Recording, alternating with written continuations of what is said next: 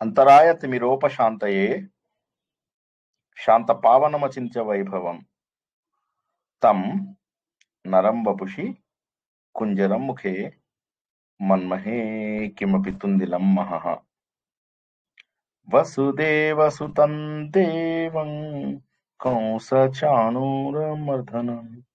దేవకీ పరమానందం కృష్ణో వందే జగద్గురుం శ్రీకృష్ణో వందే జగద్గురుం.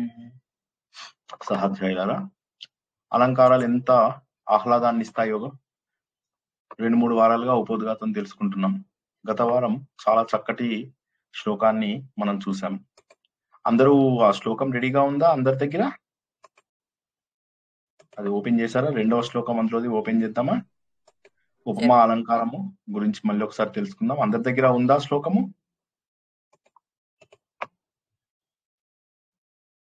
హలో, ఎవరు మాట్లాడటం లేదేంటి? ఉంది సార్. మళ్ళీ పెట్టరా? ఓకే, ఒక్క నిమిషం. ఓపెన్ కావట్లేదు సార్. అది ఓపెన్ కావడం లేదా? రావడం లేదు సార్. ఎవరైనా ఓపెన్ అయింది పెడితే వస్తదేమో, ఫార్వర్డ్ చేస్తారు. ఎవరన్నా ఓపెన్ ఉంది సార్, చేసింది. కొంచెం టైం పట్టింది, 1 minute అట్లా. ఓపెన్ అవుతుందమ్మా. ఓకే, చూస్తా. నేను పంపిస్తున్నాను, మళ్ళా పంపిమన్నారా?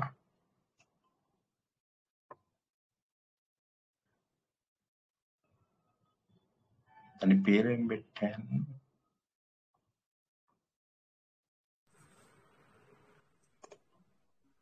శ్లోక అలంకారం కదా. ఓకే, శ్లోకాలంకారం స్టూడెంట్ ప్రాక్టీస్ అని పెట్టారు. ఓకే.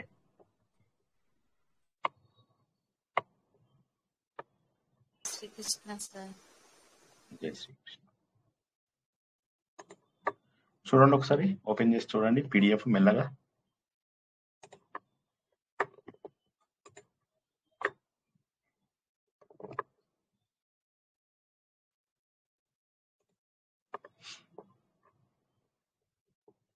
అంతవరకు కూడా జస్ట్ ఒకసారి రివిజన్ గా ఏం చెప్పుకున్నామంటే, అలంకారాలు అర్థాలంకారాలని శబ్దాలంకారాలని చెప్పుకున్నాము. కేవలం శబ్దంలో దాని యొక్క అందాన్ని గనక చూపించినట్లయితే, చిన్న చిన్న అందంలో అర్థంలో ఉన్న మార్పులను కూడా చూపించినట్లయితే అది శబ్దాలంకారం అని చెప్పేసి తెలుసుకున్నాము. దానికి చేకానుప్రాసం, లాటానుప్రాసం, వృత్యానుప్రాసం, అంత్యానుప్రాసం, ఓకే, ఇంకా లాస్ట్ ఏంటది 4 అక్షరాలది యమకం. సో యమకం, ఇవన్నీ కూడా మనం తెలుసుకున్న తర్వాత అర్థాలంకారాల్లోకి వచ్చాము. అర్థాలంకారాలు బాగా పాపులర్ అని చెప్పేసి చెప్పుకున్నాం. చాలా మంది అర్థాలంకారాలు అసలు 50, 100 చిన్న చిన్న తేడాలతోటి కూడా వాళ్ళు 100లోకి తీసుకెళ్లిపోయారు సంఖ్యని. అందులోపల అన్నిటికంటే కూడా స్టాండర్డ్ అలంకారం అనేటటువంటిది ఉపమా అలంకారం. ఉపమా అలంకారంలో మనం మెయిన్ ఏమనుకున్నాము, 4 వస్తువులను గుర్తుపట్టగలిగితే అవి ఉన్నా లేకపోయినా కూడా మనం అది ఉపమా అలంకారం అని చెప్పేసి గుర్తించవచ్చు. అయితే 4 ఏంటి? ఉపమేయము అంటే మన దగ్గర ఉన్న వస్తువు ఉపమేయం. ఉపమానము అంటే ఎగ్జాంపుల్. ఉపమానము అంటే ఎగ్జాంపుల్. ఇదో ఉపమానం, ఇదో ఉపమానం, ఇదో ఉపమానం, ఇదో ఉపమానం అంటే ఏంది? 4 ఎగ్జాంపుల్స్ అని మీనింగ్. ఉపమేయం అంటే దేనితో అయితే పోలుస్తున్నామో దాన్ని ఉపమేయం. దేన్నైతే పోలుస్తున్నామో అది ఉపమేయం. వలే, లాగా, సంస్కృతంలో అయితే ఇవ, సాదృశ ఇలా ఉన్న వాటన్నిటిని కూడా మనం ఏమంటామంటే ఉపమా వాచకము అంటాము. అంటే కంపేర్ చేయడానికి ఉపయోగించినటువంటి పదము. ఇక చివరికి ఏంటంటే ధర్మం ఏంటి? ధర్మమే మెయిన్ అన్నమాట. కొన్నిసార్లు ధర్మం చెప్పకపోయినా కూడా ఏం లేదు, అతడు శ్రీకృష్ణుడి వలె ఉన్నాడు. ఇప్పుడు ఇక్కడ శ్రీకృష్ణుడి వలె ఎలా ఉన్నాడు అంటే జనరల్ గా మనం ఏంటంటే సందర్భాన్ని బట్టి అర్థం చేసుకోవాలి. అక్కడ సమాన ధర్మం లేదు. సమాన ధర్మము అంటే ఏంటి? వీళ్ళిద్దరికీ ఉన్నటువంటి ధర్మము. అతడు శ్రీకృష్ణుడి వలె ఉన్నాడు. అతడు అంటే ఉపమేయము, శ్రీకృష్ణుడు అంటే ఉపమానము, వలె అంటే ఉపమావాచకము. ఉన్నాడు అంటే ఏముంది మనకు తెలియదు. శ్రీకృష్ణుడు లాగా నల్లగా ఉన్నాడా? శ్రీకృష్ణుడు లాగా బాలుడు లాగా ఉన్నాడా? శ్రీకృష్ణుడు లాగా అల్లరి చేస్తున్నాడా? శ్రీకృష్ణుడు లాగా దొంగతనం చేస్తున్నాడా? శ్రీకృష్ణుడు లాగా గోపికలతో ఆడుకుంటున్నాడా? శ్రీకృష్ణుడు లాగా భగవద్గీత చెప్తున్నాడా? శ్రీకృష్ణుడు లాగా తేజస్సుతోని వెలిగిపోతున్నాడా? మనకు తెలియదు ఎగ్జాంపుల్. కాబట్టి అది సమాన ధర్మం ఒక్కొక్కసారి ఏంటంటే సందర్భాన్ని బట్టి తెలుసుకుంటూ ఉంటాం. అతను ఎవడన్నా గీత చెప్తున్నాడు అనుకో, శ్రీకృష్ణుని లాగా చెప్తున్నాడు అన్నాం అనుకోండి, అతడు శ్రీకృష్ణుని లాగా అంటే గీతోపదేశం చేస్తున్నాడు అని చెప్పేసి. ఎవడైనా నల్లగా వస్తున్నాడు అనుకో, వాడు చూడు శ్రీకృష్ణుని లాగా ఉన్నాడు అని చెప్పేసి చెప్పొచ్చు. ఎవడైనా చిన్నగా నేల మీద పాక్కుంటూ వస్తే వాడు శ్రీకృష్ణుని లాగా ఉన్నాడు అంటే శ్రీకృష్ణుని లాగా పాక్కుంటూ వస్తున్నాడు అని మీనింగ్ అనమాట.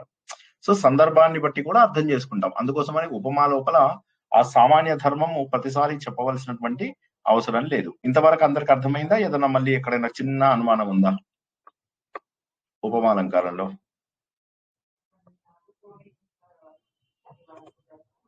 ఓకే, ఇప్పుడు గత వారం మనము సమాన ధర్మం గురించి ఎలా తెలుసుకున్నాం?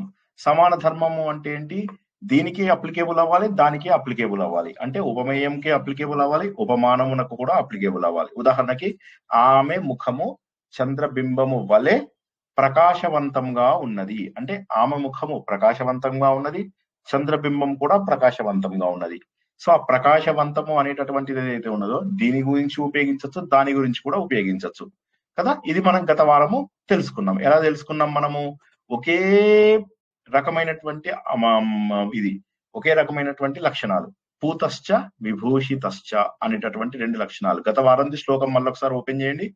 ప్రభా మహత్యా శిఖయేవ దీపః త్రిమార్గ ఏవ త్రిదివస్య మార్గః సంస్కారవత్యేవ గిరా మనీషి తయా సపూతశ్చ విభూషితశ్చ. పూతశ్చ విభూషితశ్చ అనేటటువంటివి ఇవి రెండు లక్షణాలు. అవి పక్కన పెట్టేయండి, అది సమాన ధర్మాలు. సమాన ధర్మాలు. తయా సహా, తయా అంటేనేమో ఆమె చేత, ఎవరి చేత? పార్వతీదేవి చేత. సహా అంటే హిమవంతుడు. సో ఇందులో ఉపమాయం వచ్చింది, ఉపమానం వచ్చింది. ఏమని వచ్చింది? పార్వతీదేవి చేత హిమవంతుడు విభూతి మరియు పవిత్రమవుతున్నాడు, శోభిల్లుతున్నాడు అనేటటువంటిది లాస్ట్ ఒక్క స్టేట్మెంట్ లో వచ్చింది. తయాస పూతశ్చ విభూషితశ్చ. పార్వతీదేవి చేత హిమవంతుడు పవిత్రుడవుతున్నాడు, వెలుగు పొందిన వాడవుతున్నాడు అనేటటువంటి ఒక్క సెంటెన్స్ చెప్తే సరిపోతుంది. కానీ ఆయన ఏం చేశాడు? ఈ సెంటెన్స్ కు కూడా 3 ఎగ్జాంపుల్స్ చెప్పాడు. అది ఎంత గొప్పగా ఒకసారి ఆలోచించండి. ఇప్పుడు ఈ లాస్ట్ 4th సెంటెన్స్ ఒకటి చెప్తే సరిపోతుందా లేదా? చెప్పండి ఎవరైనా. లాస్ట్ 4th సెంటెన్స్ చెప్తే సరిపోతుందా లేదా? ఉపమాలంకారం అయిందా కదా? హలో, విశేషంగా చెప్పాలనుకున్నాడు. అసలు లాస్ట్ సెంటెన్స్ లో ఉపమేయం ఏంటి చెప్పండి? విభూషి, అతడు గొప్పవాడు అని అతడు అనేటటువంటిది ఉపమేయము. ఉపమానము ఎవరు? లాస్ట్ స్టేట్మెంట్ లో ఉపమానము ఉందా? ఉపమానం లేదు.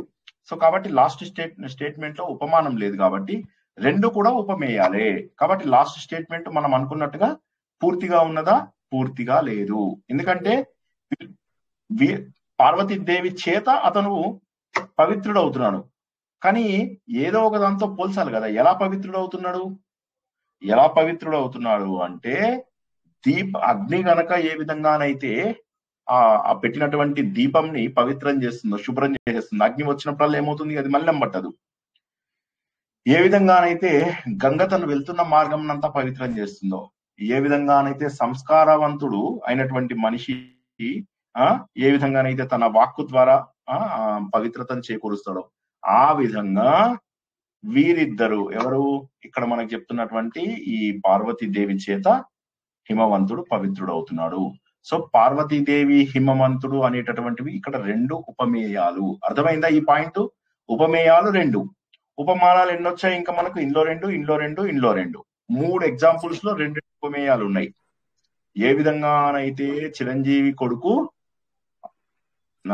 నాగార్జున కాదు, ఎవరు చిరంజీవి కొడుకు ఒక అతను ఎవరైతే ఉన్నాడో, ఏ విధంగానైతే బాలకృష్ణ కొడుకు ఎలా అయితే ఉన్నాడో, ఎవరైతే నాగార్జున కొడుకు ఎలా అయితే ఉన్నాడో, నీ కొడుకు కూడా అలాగే నీకు పేరు తెస్తాడు.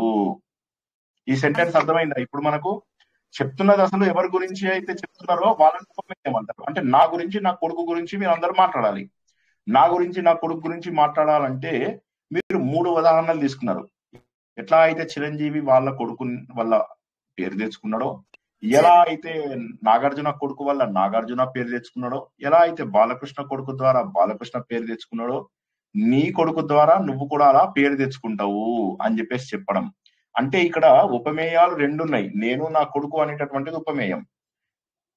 ఈ మిగతా ఈ ఇద్దరు ఎవరైతున్నారో వాళ్ళు ఉపమానాలు.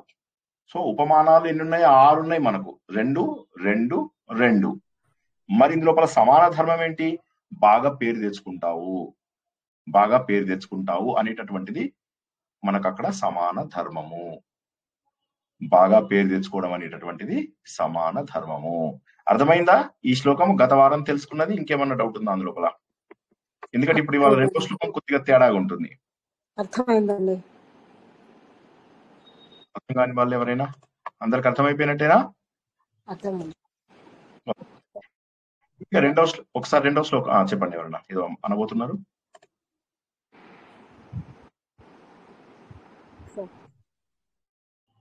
ఎవరికి ఏం ప్రశ్న లేదా? సరే, ఇది రెండో శ్లోకం తీయండి.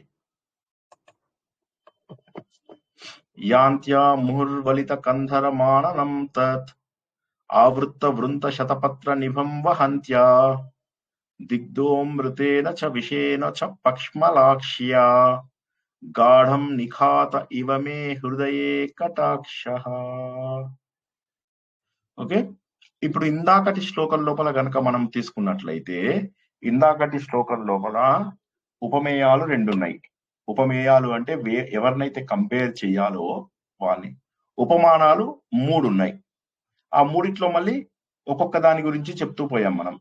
తర్వాత చివరికి ఏం చెప్పాము? పూతశ్చ విభూషితశ్చ అంటే ఏ విధంగానైతే అగ్ని దీపంని పవిత్రం చేస్తుందో, ఏ విధంగానైతే గంగ తను వెళ్తున్న మార్గంని పవిత్రం చేస్తుందో, ఏ విధంగానైతే సంస్కారవంతులైన మనిషి పండితుడుగా మారుతాడో, అదే విధంగా ఆమె హిమవంతుడు కుమార్తె అయినటువంటి పార్వతీదేవి హిమవంతుడిని ఆ విధంగా పవిత్రము మరియు శోభితుణ్ణి చేస్తుంది అని చెప్పేసి తెలుసుకున్నాం. అక్కడ పవిత్రత, శోభతం అనేటటువంటివి ఏవైతే ఉన్నాయో ఆ 2 సామాన్య ధర్మాలు.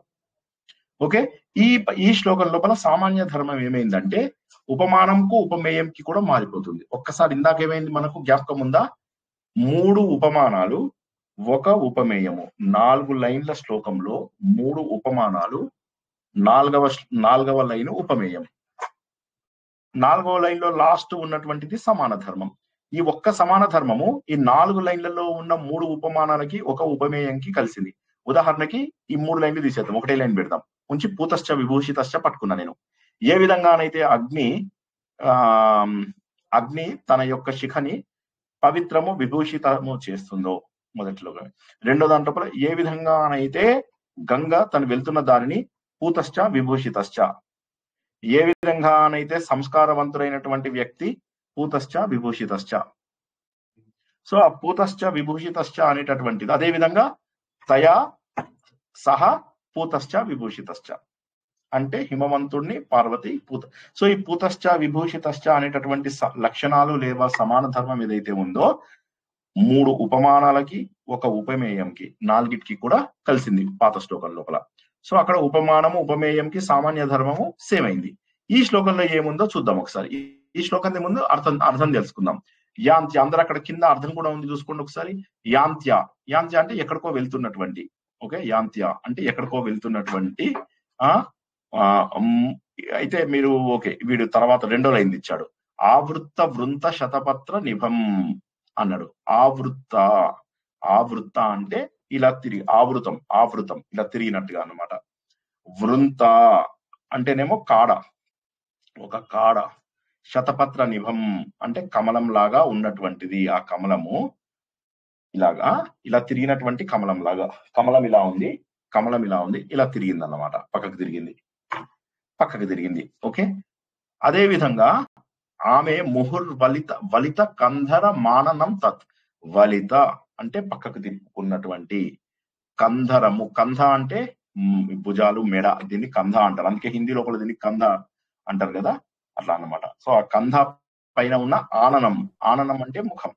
సో ఈ ఆమె ముఖము ఇట్లా మాటమాటికి ఇలా తిప్పి చూస్తుందట. ముహు అంటే మాటమాటికి అన్నమాట.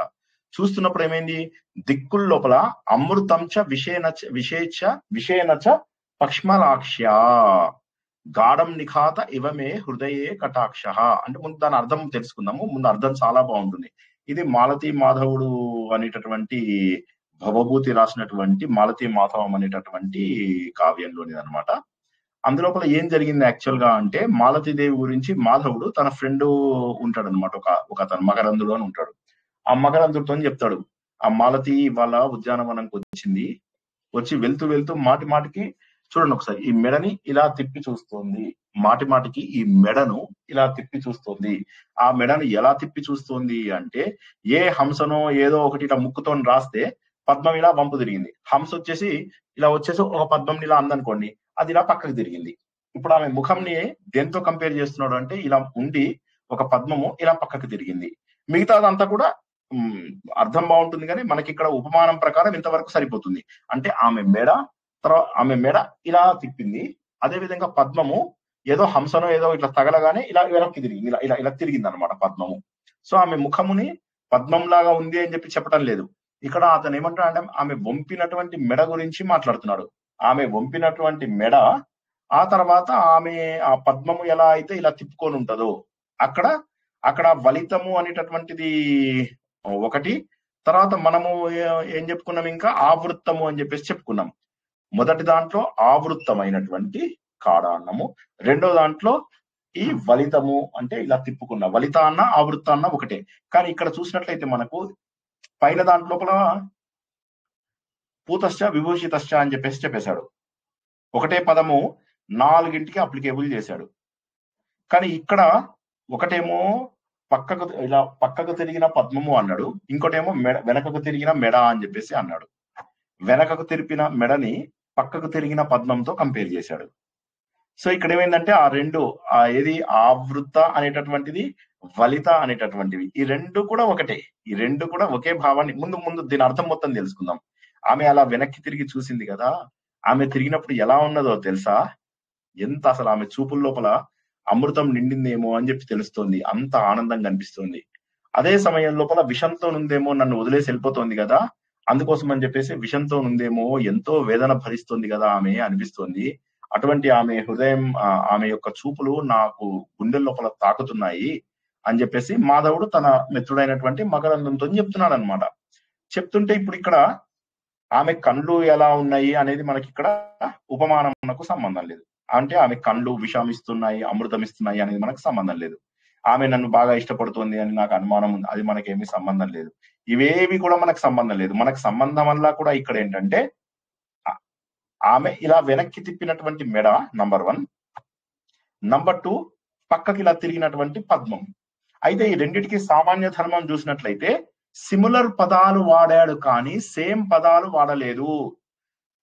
మళ్ళొకసారి గుర్తుంచుకోండి, సిమిలర్ పదాలు అంటే వెనక్కి తిరిగినటువంటి మెడ, తర్వాత ఇలా పక్కకు తిరిగినటువంటి పద్మము అని చెప్పేసి చెప్పాడు. రెండు కూడా మీనింగ్ అదే, ఆవృతము అన్నా కూడా అదే, వలితము అన్నా కూడా అదే, కానీ రెండు డిఫరెంట్ పదాల ద్వారా ఇక్కడ మనకు తెలియజేశాడు.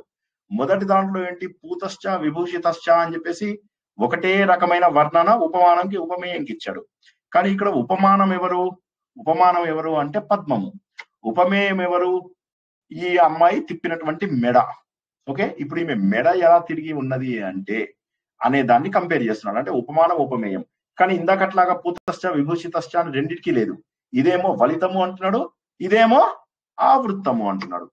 అంటే సిమిలర్ పదాలను వాడి కూడా ఒక్కొక్కసారి, అంటే అదే పదం రావాలి అని లేదు, సిమిలర్ పదాలను వాడి కూడా ఆ రెండింటిది అర్థం ఒకటే, వలితము అన్నా ఆవృత్తం అన్నా కూడా ఒకటే. కాకపోతే ఏంటంటే ఆ రెండు వేరువేరుగా వాడినప్పటికీ కూడా ఇక్కడ పోలికొచ్చింది. మనకు మొదటి శ్లోకంలో వేరువేరుగా వాడలేదు, ఒకే రకమైనటువంటివి వాడాడు. మొదటి శ్లోకంలో ఒకే రకమైన పూతశ్చ విభూషితశ్చ అన్నాడు, అదే ఉపమానాలు 3, ఉపమేయము 1, 4ంటికి కూడా అవే వాడుకున్నాం. ఈ రెండవ శ్లోకంలో అలా కాకుండా ఆమె తిప్పినటువంటి మెడను, ఆ తర్వాత ఆ తిరిగినటువంటి పద్మము, ఈ తిరిగినటువంటి పద్మము, తిప్పినటువంటి మెడ, తిప్పిన రెండు ఒకటే, తిరగడం అన్న, కానీ రెండు వేరు పదములు వాడాడు. అర్థం ఒకటే, పదములు రెండు వేరు వాడాడు. అలా కూడా ఉపమా అలంకారం చెయ్యొచ్చు అని చెప్పేసి మనకు ఒక ఉదాహరణ అన్నమాట. అర్థం కావడంలో ఒకసారి అడగండి, మొహమాట పడకండి. ముందు ఫస్ట్ పద్యం యొక్క అర్థం బాగుందా లేదా చెప్పండి. ఫస్ట్ సింపుల్, ముందు చిన్న విషయాల నుంచి వద్దాం. ముందు పద్యం అర్థమైందా లేదా చెప్పాలి, అది ఫస్ట్. శ్లోకం కాడ కలిగిన అన్నాడు కదండి, పెడ తిరిగిన కాడ కలిగిన కమలం లాగా ఉన్నది అనేసి. అవును అంటే అవును ఈ మెడని కమలం లాగా కాడలాగా పోల్చాడంటారా? పక్కకు తిరిగినటువంటి కాడలాగా. Correct correct. అంటే ఆమె ఏదైతే ఉన్నదో ఇక్కడ మనకు చెప్తున్నది ఏంటంటే తిరిగినటువంటిది ఇది. అంటే ఆమె ముఖం పద్మం లాగా ఉంది అని చెప్పి చెప్పట్లేదు. అప్పుడైతే మన సాధారణ అలంకారం అయిపోతుంది. తిరిగినటువంటి ముఖము, తిప్పినటువంటి పద్మము అనేటటువంటివి ఇక్కడ ఉపమాన ఉపమేయాలు. ఇప్పుడు ఆమె ఇదేమో కాడ, ఇదేమో పద్మము. ఈ మెడనేమో కాడగా తీసుకోండి, ముఖమేమో పద్మము. అర్థమైందా? హలో, అయింది సార్. ఓకే. ఫస్ట్ అసలు శ్లోకం అర్థమైందా లేదా చెప్పండి. ఫస్ట్ భావం అర్థమైందా లేదా అందరికి చెప్పండి ఒకసారి. హలో, అర్థమైంది సార్. ఆమె వెనక్కి తిరిగి చూస్తుండే ఒక కంట్లో అమృతం లాగా అనిపిస్తుంది, ఒకసారి విషం లాగా అనిపించింది. అయితే దానికి ఆయన ఏమని చెప్పాడు? ఆ తిరిగినటువంటి మెడ ఎలా ఉంది అని చెప్పాడు, తిప్పినటువంటి పద్మం లాగా ఉంది అని చెప్పాడు కదా. అంటే ఈ మెడ ప్లస్ ముఖం, ఆమె ముఖం పద్మం లాగా ఉంది అని చెప్పలేదు, ఆమె ముఖము పద్మం లాగా ఉంది అని చెప్పలేదు. ఎలా అంటే ఏం ఎగ్జాంపుల్ చెప్పాలి? అతడి చెంప ఎంత వంకర తిరిగిన మెడ కాడ తిరిగిన పద్మం వల్లే ఉందన్నట్ట. తిరిగినటువంటి పద్మము, తిప్పినటువంటి మెడ. తిరిగినటువంటి పద్మము, తిప్పినటువంటి మెడ అనుకోండి. ఇక్కడ తిప్పినా అనేవి దగ్గర మీనింగ్స్, అవునా కదా? మిగతా వాళ్ళందరూ కామ్గా ఉన్నదని ఎవరు చాలా మందికి అర్థం కాలేదు ఇవాళ. అంటే మెడను కాడతో పోల్చి రెండు తిప్పబడి ఉన్నాయి, వాటి చివర కమలం వంటి ముఖం ఉంది అని చెప్తున్నారండి. అవును, అంటే ఇక్కడ పోలిక అనేటటువంటిది ఏమైంది? ఆవృతము అనేటటువంటిది వలితము అనేటువంటి రెండు పదాల ద్వారా వచ్చింది. ఆవృత వలిత అని రెండు వేరువేరు పదాల ద్వారా, అంటే ఒకే లక్షణము కానీ రెండు వేరువేరు పదాల ద్వారా చెప్పారు. మనకు మొదటి శ్లోకంలో ఏం చెప్పాడు? పూతశ్చ విభూషితశ్చ అని ఒకే ఒక పదం లోపల మొత్తం చెప్పేశారు కదా. కానీ ఇక్కడ అలా కాదు, కొద్దిగా మార్చాడు అన్నమాట, వేరువేరు పదాల ద్వారా. ఈ తిరిగినటువంటి పద్మము, తిప్పినటువంటి మెడ, ఈ రెండు ఒక్కలాగానే ఉన్నాయి అన్నట్టుగా చెప్తున్నాడు అన్నమాట. తర్వాత చెప్పినా వదిలేసేయండి. తర్వాత కళ్ళల్లో ఆమె ఒక కంటి లోపల విషము, ఒక కంటి లోపల అమృతము కనిపిస్తోంది, వదిలేసి వెళ్తున్నందుకు వేదన, అండ్ నన్ను చూసినందుకు ఆనందంతో ఉన్నటువంటి అమృతం లాంటి ఆనందము అని చెప్పాడు. అర్థమైందా అందరికి? ఇంకెవరైనా అర్థం కాకపోతే అడగండి, ఎందుకంటే ఇది చాలా ఇంపార్టెంట్. ఈ భేదం అర్థమైందా? తిరిగిన కాడ తిప్పిన మెడ వల్లే, తిప్పిన మెడ తిరిగిన కాడ పద్మం వల్లే ఉన్నది అని దీనికి పోలిక అంటారా? పోలిక, అది పోలిక. అంటే అతను పోలిక అంటే ఇప్పుడు ఆయన ఏం చెప్తున్నాడు? తిరిగిన మెడని ఇలా తిరిగింది మెడ అని చెప్పడము, తిప్పినటువంటి కాడ అని చెప్పడము. ఆమె పండ్లు, ఆమె టీత్ దానిమ్మ పండ్ల ఇవిలాగా ఉన్నాయి అన్నారు అనుకోండి, దానిమ్మ గింజల లాగా ఉన్నాయి అని చెప్పడం అనుకోండి. ఆ దానిమ్మ గింజల లోపల ఒక చిన్న డెంట్ పడింది అనుకోండి, ఆమె పండు లోపల ఒక డెంట్ పడింది అనుకోండి, అప్పుడు మనం చెప్పచ్చు దానిమ్మ పండు లోపల, దానిమ్మ గింజ లోపల పడ్డటువంటి చిన్న డెంట్ లాగా ఆమె పండు లోపల కూడా చిన్న డెంట్ ఒకటి పడింది అని చెప్పినట్టు అనమాట. డైరెక్ట్ గా దానిమ్మ పండ్లను ఆమె టీత్ ని కంపేర్ చేయడం లేదు, తిప్పినటువంటి మెడను తిరిగినటువంటి పద్మంతో కంపేర్ చేస్తున్నాడు. అది అక్కడ బ్యూటీ. మెడ ఉపమేయము, పద్మం పోలిక అంటారా? పద్మము ఉపమానం. తిరిగిన పద్మము కాదు, తిరిగిన పద్మము తిరిగిన పద్మము ఉపమానము, తిప్పినటువంటి మెడ ఉపమేయము. ఇప్పుడు అర్థమైందా చెప్పండి జనాలకి? చాలా మంది ఉన్నారు కదా. తిరిగిన కాడ కలిగిన పద్మము అండి, ఓన్లీ మెడనే చెప్తున్నట్టు కదా, కాడని మెడనే చెప్తున్నారు, ముఖంతో సంబంధం లేదు అక్కడ. ముఖంతో సంబంధం లేదు కానీ అంటే మనం దీని పైన ఉన్నది కదా ముఖము. పద్మం కాడతో చెప్పడం లేదు, పక్కగా తిప్పడం అనేటటువంటిదే ఇక్కడ ధర్మం. మనకు పక్కకు తిప్పడం అనేటటువంటిదే ధర్మము. అయితే ఆమె పద్మం లాగా యాక్షన్ ఒకటే, క్రియ ఒకటే ఇంపార్టెంట్, కానీ ఆ క్రియ కూడా వేరు వేరు వాటితో చెప్తున్నాడు. వేరు వేరు వాటిలతో అంటే ఏంటి? ఒకటి తిప్పబడినా, ఒకటి తిరిగినా అనేటటువంటి వాటితోటి చెప్తున్నాడు. పదాలు మెడ, ఆ కాడ, ఈ మెడ అంటే రెండిటికి కూడా పక్కకు తిరిగి ఉండడమే సమాన ధర్మం. అందులోపల మనకి ఎటువంటి అనుమానం లేదు. రెండిటికి కూడా ఆమె ముఖము పక్కకు తిరిగింది, ఆమె కాడ పక్కకు తిరిగింది. ఆ పక్కకు తిరిగింది అనేటటువంటి సమాన ధర్మం. కానీ ఆ పక్కకు తిరిగింది అనేటటువంటి సమాన ధర్మాన్ని రెండు వేరు వేరు పదములతో చెప్తున్నాడు. మనకు పైన వేరు పద్మము వేరు ఒకటి పదాలతో ముఖము. చెప్పలే. ఒకటి పద్మము ఒకటి ముఖము. పదాలు వేరైనా అర్థం ఒకటే. పదాలు వేరైనా అర్థం ఒకటి అని ఇక్కడ చెప్పడం. తిరిగినా తిప్పినా ఆ పదాలు వేరు, అర్థం ఒకటే. అంటే రెండు పదాలు కూడా సమాన అర్థకాలు. ఇంకా మీకు గ్రాడ్యువల్ గా ఈ సమాన అర్థకాలు ఉన్నవి ఇంకొక మార్పుల్లో ఎన్నో అలంకారాలు వస్తాయి. చిన్న చిన్న పదాల అలంకారాలలో కూడా ఎంతో ఎంతో ఎంతో ఎంతో మార్పు వస్తుంది. ముందు ఇది అర్థమైతేనే తర్వాత శ్లోకం అర్థం అవుతుంది. ఫస్ట్ ఈ శ్లోకం అర్థం కాకపోతే చెప్పండి, ఎందుకంటే ఈ తర్వాత శ్లోకం చాలా కష్టంగా ఉంటుంది. సార్ ఇప్పుడు ఇక్కడ మెడను కాడతో పోల్చాడు కదా సార్. మెడ అనేది ఇక్కడ ఉపమేయం అయితే, ఇది పోలిక అనేది మనకి ఇక్కడ కాడతో పోల్చాడు. సమాన ధర్మంలో అయితేనేమో ఇక్కడ పక్కకు తిప్పబడినటువంటి మెడ అంటే వలిత అని ఉంది కదా సార్, అది దాంతో సమాన ధర్మము పెడదిరిగెను అనేది ఆవృత్త అనే పదంతో ఈ రెండు సమాన ధర్మాలు. వలిత ఆవృత అనేటటువంటివి సమాన ధర్మాలు అయ్యాయి. వలిత వేరు. వలిత అని ఒక్కటే ఉంచేసినా సరిపోయేది, వలిత అని ఉంచేసినా కూడా సరిపోయేది. కానీ అతను ఏం చేశాడు, వలిత ఆవృత అని రెండు పదముల ద్వారా చెప్పాడు. అంటే మనకు మెల్లగా కష్టాన్ని పెంచుతున్నాడు అన్నమాట. మొదటిదేమో స్ట్రెయిట్ ఫార్వర్డ్ ఏంటంటే పూతశ్చ విభూషితశ్చ అనేటటువంటిది ఏదైతే ఉన్నదో మూడు ఉపమానాలకు నాలుగవ ఉపమేయంకి కూడా సరిపోయింది అది. ఈ శ్లోకంలో ఏమైందంటే ఈ పదంను మార్చేశాడు, ఆవృతము వలితము అని చెప్పేసి చేశాడు. అంటే తిప్పబడినటువంటి కాడ, తిరిగినటువంటి మెడ మన దీనికోసం. సో రెండు కూడా సమాన అర్థమే, కానీ తిప్పబడిన తిరిగిన అనేటటువంటిది దగ్గర దగ్గర మీనింగ్ సిమిలర్, సేమ్ కాదు, సిమిలర్. కానీ సిమిలర్ పదాలతో కూడా సామాన్య ధర్మం అనేటటువంటిది ఎప్పుడూ కూడా ఒకే రకంగా ఉండదు, కొద్ది కొద్దిగా మారుతూ ఉంటుంది అని చెప్పి చెప్పడం అన్నమాట. సామాన్య ధర్మము ఇప్పుడు అతడి ముఖము ఆమె ముఖము చంద్రబింబము వలె ప్రకాశవంతముగా ఉన్నది అన్నాడు అనుకోండి. ప్రకాశవంతము అనేటటువంటిది సామాన్య ధర్మము. అతడి ముఖము ప్రకాశవంతంగా ఉన్నది, చంద్రబింబము ప్రకాశవంతంగా ఉన్నది, ఇది సామాన్య ధర్మము. ఇప్పుడు ఏమైందంటే ఆ సామాన్య ధర్మము ఒక్క పదంతో కాకుండా అతని ముఖము ప్రకాశవంతంగా, చంద్రబింబము వెలుతురుగా ఉన్నది అన్నట్టుగా చెప్పడం అన్నమాట. రెండింటిని కంపేర్ చేయడం. బేసికల్ గా రెండు ఒకటే. అతని ముఖము ఎలా వెలుగుతోందంటే చంద్రబింబములో ఉన్న ప్రకాశములాగా అన్నారు అనుకోండి. అప్పుడేమవుతుంది చెప్పండి, అతని ముఖము ఎలా వెలుగుతోందంటే చంద్రబింబపు ప్రకాశము లాగా అన్నాడు అనుకోండి.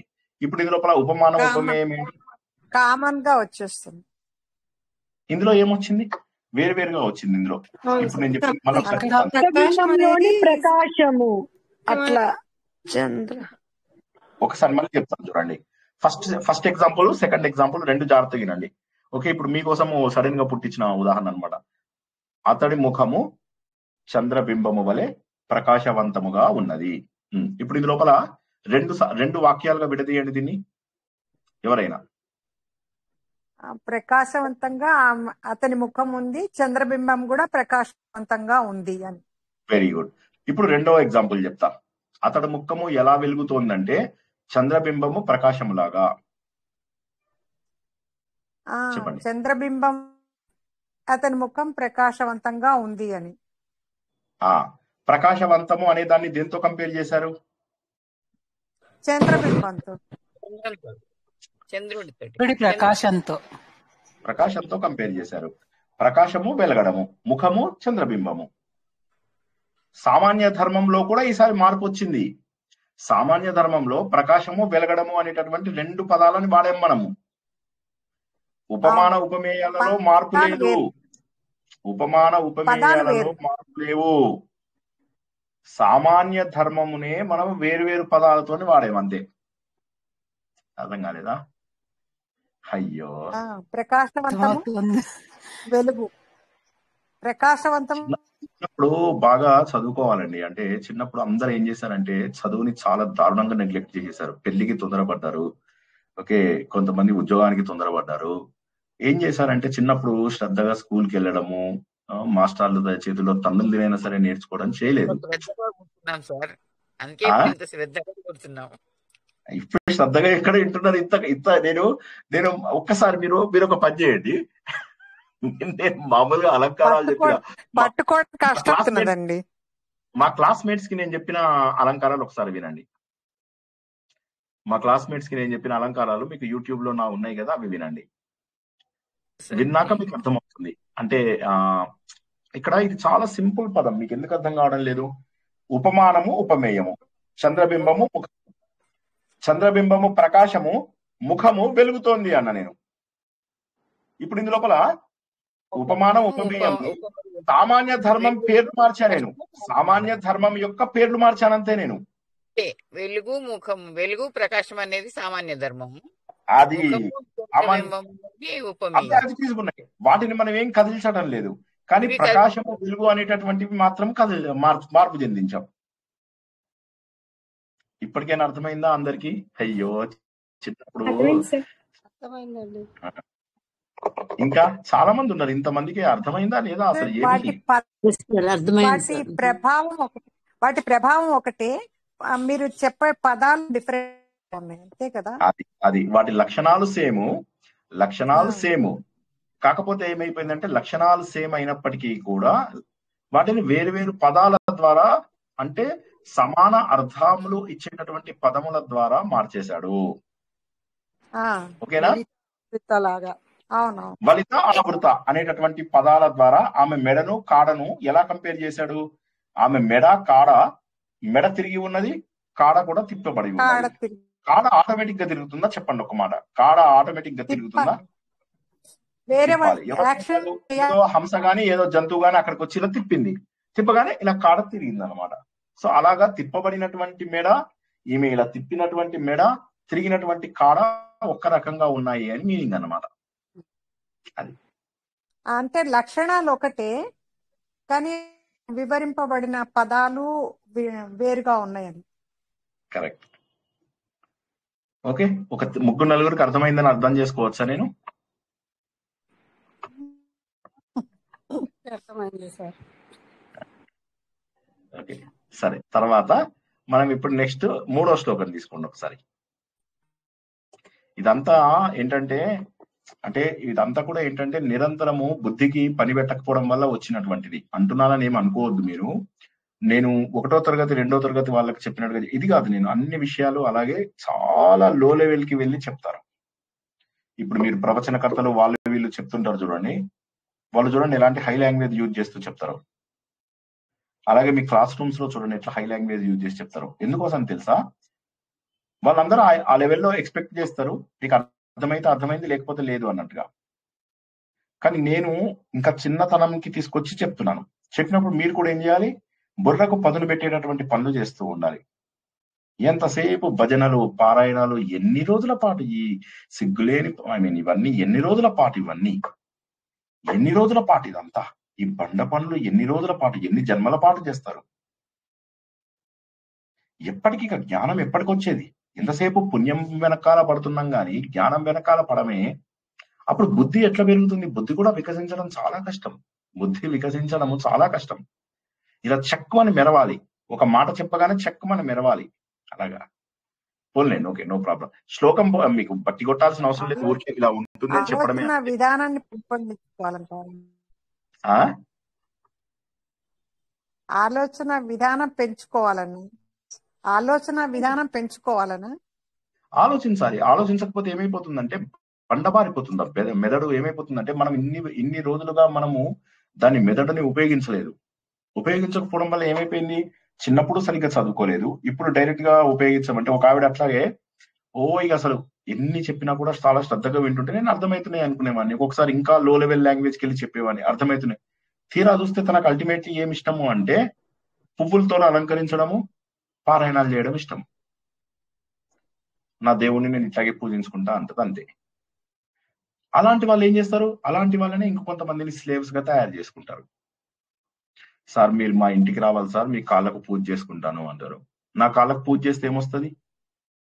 నా కాళ్ళకు మట్టి క్లీన్ అవుతుంది అంతే కదా. బయట నుంచి వచ్చినప్పుడు మట్టి క్లీన్ అవుతుంది అంతే. ఏమొస్తుంది? ఏమి రాదు. ఎవరిలో అందరిలో దేవుడు ఉన్నాడు. ఒకళ్ళు కాళ్ళు పట్టుకోవాల్సిన అవసరమే లేదు. సార్ మీరు వచ్చి కాళ్ళు పట్టుకుంటే సార్ అయిపోయింది మా జీవితం, ఏం అవ్వదు, అస్సలు అవ్వదు.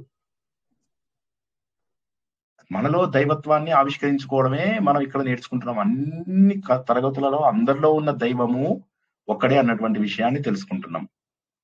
కొంతమందికి అర్థమైపోతాయి. ఇప్పుడు ఈ గ్రూప్ లో ఎవరికి అర్థమవుతున్నాయో కూడా నాకు తెలుసు. కానీ ఇంకో కొంతమంది ఆ ఎఫర్ట్ కూడా పెట్టడం లేదు.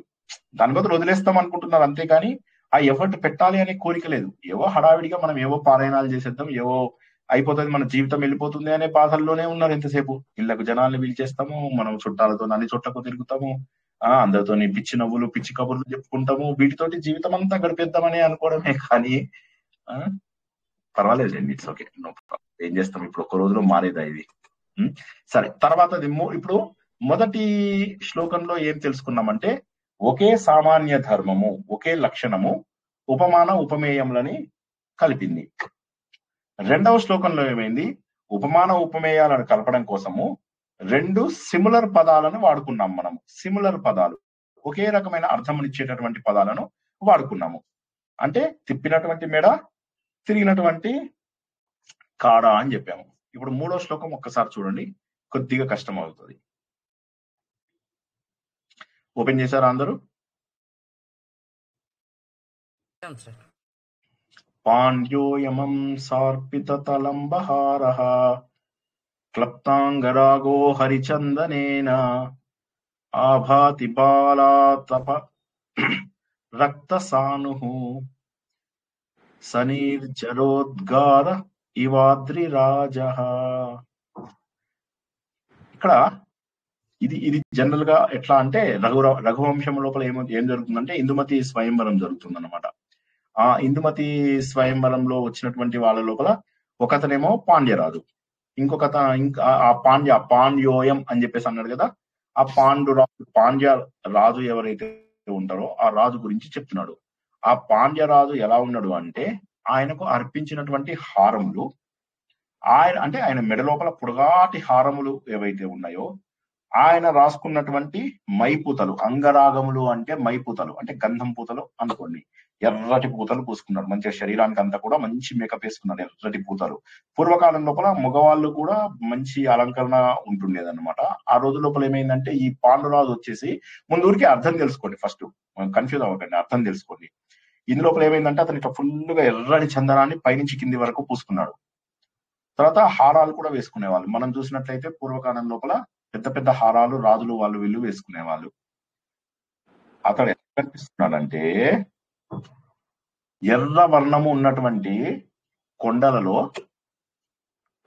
తెల్ల పైనుంచి కిందికి పడుతున్నటువంటి జలపాతాలు ఉన్నటువంటి అద్రిరాజు. అద్రిరాజు అంటే అద్రి అంటే సముద్రం, శేషాద్రి, గరుడాద్రి, వామనాద్రి అంటాం కదా మనం, అంజనాద్రి. అద్రి అంటే అక్కడ మనకు పర్వతం. పర్వతరాజు ఏ విధంగానైతే ఎర్రటి చర్యలు కలిగి పైనుంచి కింది వరకు జలపాతాలు పడుతున్నాయో, ఇది మొదటి కేసు. రెండవ కేసు లోపల పాండ్యరాజు ఎవరైతే ఇందుమతి స్వయంవరంకి వచ్చాడో ఆయన పైనుంచి కింది వరకు మాలలు వేసుకున్నాడు, ఎర్రటి మైపూతలను పెట్టుకున్నాడు అని అన్నాడు. ఓకే, సో ఇప్పుడు ఇందులో ఎవరితో కంపేర్ చేశారు? పాండ్యరాజుని పర్వతంతో పోల్చాడు సార్. అద్రిరాజు అనండి. అద్రిరాజు అంటే ఇది ఉంటుంది, పాండ్యరాజు అద్రిరాజు. ఓకే, పాండ్యరాజు అంటే ఈ పాండ్యరాజు, అద్రిరాజు అంటే కొండలు. Very good. పూసుకున్నాడు. ఇతను ఎర్రని పోలిక ఉంది కదా. ఏం పోలిక ఉంది ఇప్పుడు? పోలిక ఏం పెట్టాడు? ఎరుపు అంగరాగాలు, పైపూతలు, మైపూతలు. ఆ మైపూతని ఉంది. మరి దాన్ని దేంతో కంపేర్ చేశాడు? కొండల యొక్క రంగుతోటి, కొండల యొక్క రంగుతోటి కంపేర్ చేశాడు. కొండల యొక్క రంగుతోటి కంపేర్ చేయడం అక్కడ అయింది. రెండవ కేసులో ఏమైంది? రెండవ కేసు ఏంటంటే పైనుంచి కింది వరకు మాల వేసుకున్నాడు. దీనికి సిమిలర్ గా అద్రిరాజు ఏం వేసుకున్నాడు? నదీ జలాలు ప్రవాహాలండి. ఇప్పుడు మీరు చూసినట్లయితే అసలు ఏ పదమైనా ఒకదాంతో ఒకటి మ్యాచ్ అవుతుందా? ఇక్కడ మీరు జస్ట్ ఇదేమో ఒక పని చేయండి. పూసల హారాలు హారాలు, ఇదేమో నదీ జలాలు. అవును. సో ఎక్కడ కూడా మనకు మ్యాపింగ్ అసలు లేనే లేదు, కానీ మనం అర్థం చేసుకోవాలి అలాగా. అంటే ఎంత కాంప్లెక్స్ మ్యాపింగ్స్ ఉంటాయో చూడండి. ఇక్కడనేమో అద్రిరాజు, ఇక్కడనేమో పాండ్యరాజు. పాండ్యరాజు మైపూతలు వేసుకున్నాడు, కొండంతా ఎర్రగా ఉంది. దీనికేమో పాండ్యరాజు ఏమో హారాలు వేసుకున్నాడు పైనుంచి కింది వరకు, అద్రిరాజు ఏమో పైనుంచి కింది వరకు ఆ జలపాతాలు పైకి కిందికి పైనుంచి కిందికి పడుతూ ఉన్నాయి అని. ఎంత కాంప్లెక్స్ కంపారిజన్, అర్థమైందా? హలో, పోలిక సమంగా లేదు, కానీ అదే పోలికలు అసలు అన్ని డిఫరెంట్, కానీ మనకు పదాలన్నీ డిఫరెంట్. కానీ అలా చెప్పడం లోపల ఆయన ఏం చేశాడు, ఇలా పైనుంచి కిందికి పడుతున్నాయి ఇట్లేమని లేదు. ఇలా పైనుంచి కిందికి, నేను చెప్పాను పైనుంచి కిందికి పడుతున్నట్టుగా, కానీ ఇక్కడ ఏం చెప్తున్నాడు క్లియర్ గా, ఆ ప్రవాహాలు ఉన్నటువంటి అద్రిరాజు, ఎర్రగా ఉన్నటువంటి ఎండలో ఎర్రగా మెరుస్తున్నటువంటి అద్రిరాజు, అందులోపల ఇవి ఉన్నాయి జలపాతాలు, ఈయననేమో మెడలో హారాలు వేసుకొని మైపూత వేసుకున్నాడు అని చెప్పేసి అన్నారు. కానీ రెండింటి లోపల చక్కటి పోలిక ఉంది. ఈయన హారాలని అందులోపల జలపాతాలతో పోల్చాడు, ఈయన రాసుకున్నటువంటి మైపూత అనేటటువంటిది ఏదైతే ఉన్నదో దాన్ని కొండ యొక్క రంగుతోని పోల్చాడు. ఎంత కాంప్లికేటెడ్ చూసుకోండి. అందుకే ఉపమా కాళిదాసస్య అని చెప్పేసి అంటారు అనమాట. భారవేర అర్థగౌర్యం దండిన పదలాలి. చెప్పింది ఇప్పుడు కరెక్ట్ అయిందండి. ఆలోచన విధానం పెంచుకుంటే దానిలాగా కలిగింది ఇప్పుడు దీనిలో. ఇది మాకు ఎంఏలో ఉన్నటువంటి శ్లోకాలే చెప్తున్నాను నేను మీకు. అందుకే చక్కగా అర్థాలతో సహా ఉన్నాయి. మనకు ఎక్కువ కష్టపడకుండా ఇప్పుడు అర్థాలు కూడా తెలుసుకోవడానికి కష్టపడితే అయిపోతుంది ఒక క్లాస్ అందులోపల. ఇది శ్లోకం అర్థం వాళ్ళు ఒకసారి చెప్పండి, ఎంత బ్యూటిఫుల్ గా ఉందో చెప్పండి. అంటే ఆ పెళ్లికి వచ్చినటువంటి పాండ్యరాజు ఏమి వేసుకున్నాడు, ఇందుమతి స్వయంవరంకి వచ్చాడనమాట. ఇది కాళిదాసు యొక్క ఉపమానాలు ఎంత అద్భుతంగా ఉంటాయి అంటే, ఇదే ఇందుమతి స్వయంవరంలో ఇంకో శ్లోకం కూడా ఉంటుంది. ఇలా దీపశిఖ పట్టుకొని వెళ్తూ ఉంటే, ఇప్పుడు ఈమె ఇందుమతి ఇలా నడుస్తుంది కదా, ఇందుమతి ఇలా స్వయంవరంలో ఒక్కొక్క రాజు దగ్గర నుంచి నడుస్తుంది. ఆమె దగ్గరికి వస్తుంటే వాళ్ళ ముఖంలో మెరుపు, ఆమె వాళ్ళని వెళ్ళి క్రాస్ చేసిందంటే వీళ్ళందరి ముఖాలు నల్లగైపోతున్నాయి. నల్లగా ఎందుకు అవుతున్నాయండి? హలో, బాధతోటి, మళ్ళీ వరించలేదు అనేటటువంటి బాధతోటి వీళ్ళందరి ముఖాలు నల్లగా అయిపోతున్నాయి. దానిని ఆయన ఎలా పోల్చాడంటే ఒక కాగడాతో పోల్చాడు, ఒక శిఖతో పోల్చాడు. ఆ శిఖ ఇలా తీసుకెళ్తూ ఉంటే ఏమైతుందంటే, ఆ శిఖ వెళ్తూ ఉంటే, శిఖ ముందుకెళ్తూ మన దగ్గరికి వచ్చిందంటే వెలుతురు కనిపిస్తుంది, శిఖ దూరం వెళ్ళిపోయిందంటే మనం చీకటి అయిపోతాం. సో ఆ అమ్మాయిని దేంతో పోల్చాడు అంటే ఒక జ్వాలతోని పోల్చాడు. ఆ జ్వాల మన దగ్గరికి వచ్చినప్పుడు ముఖం వెలుగుతుంది, ఆ జ్వాల మనకు దూరం అయిపోయినప్పుడు మన ముఖము నల్లగైపోతుంది అన్నట్టుగా ఆ ఇందుమతి ఎవరైతే ఉన్నారో, ఇందుమతి ఎవరిని వరిస్తుందండి రఘువంశంలో?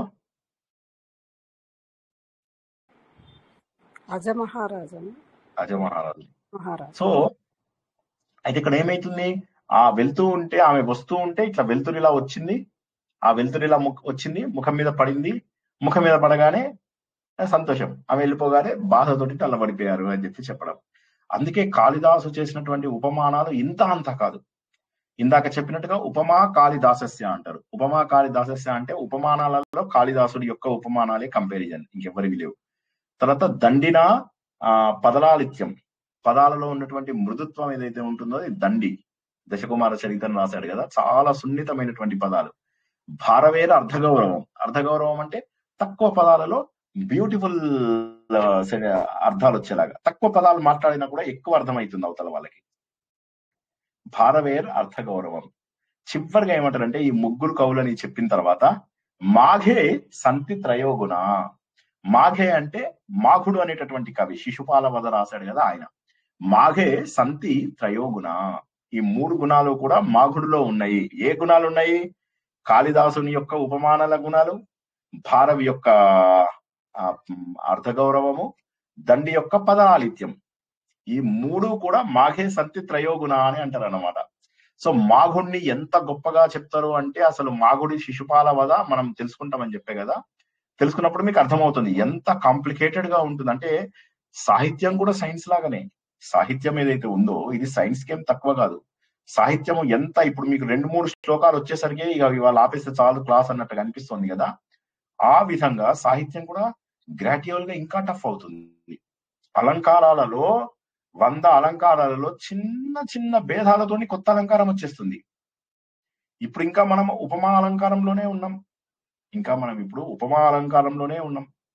ఉపమా అలంకారంలో మొదటిదేంది, ఒకే సామాన్య ధర్మం వాడాం. రెండవ దాంట్లో ఏమైంది, 2 వేరువేరు పదములతోని సామాన్య ధర్మం వాడాము, వలిత ఆవృత అని చెప్పేసి వాడాము. మూడో దగ్గరికి వచ్చేసరికి ఏమైంది, అసలు దీని ఫంక్షన్ వేరు, దీని ఫంక్షన్ వేరు, కానీ రెండింటిని కూడా నేను కంపేర్ చేశాను.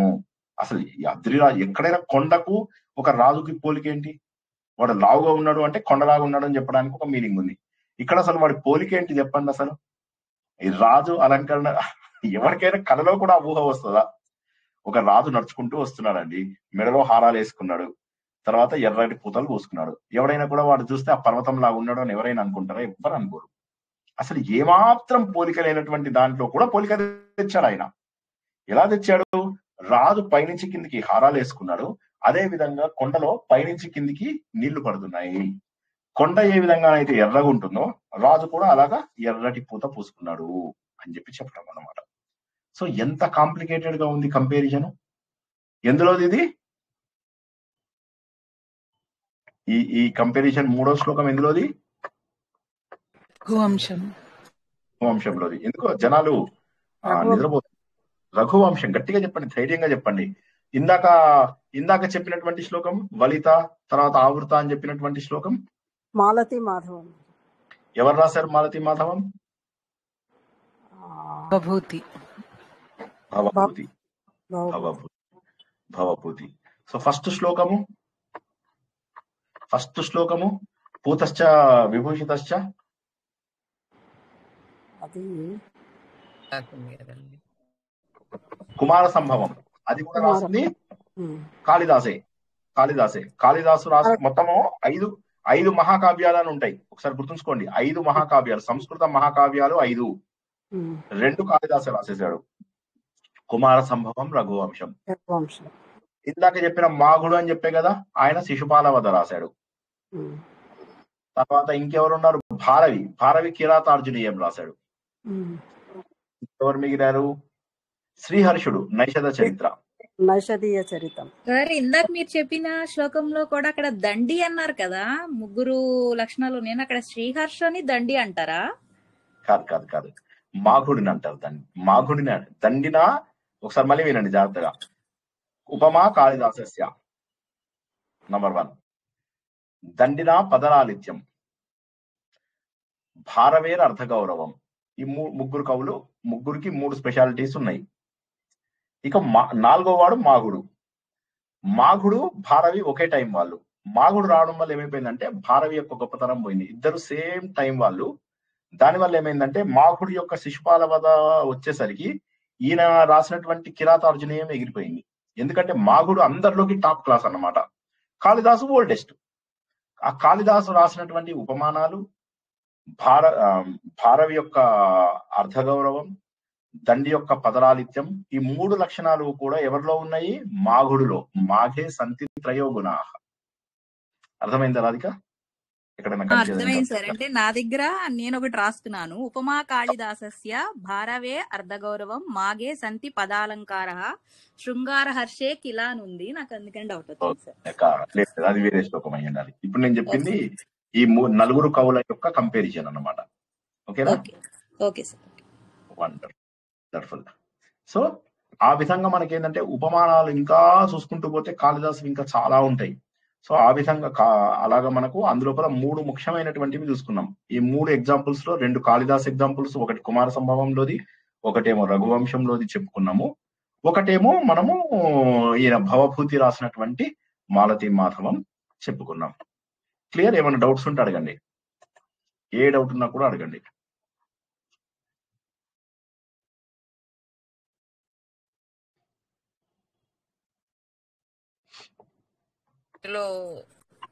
శ్రీహర్షది నైషధీయమా సార్? నైషధీయ చరితం. నైషధీయ చరితం అంటే నల మహారాజుని నైషధీయ చరిత్ర అంటారు. ఆయన నైషధ రాజ్యానికి రాజు అని చెప్పేసి తెలుసుకున్నాం కదా మనము, రాసుకున్నాడు.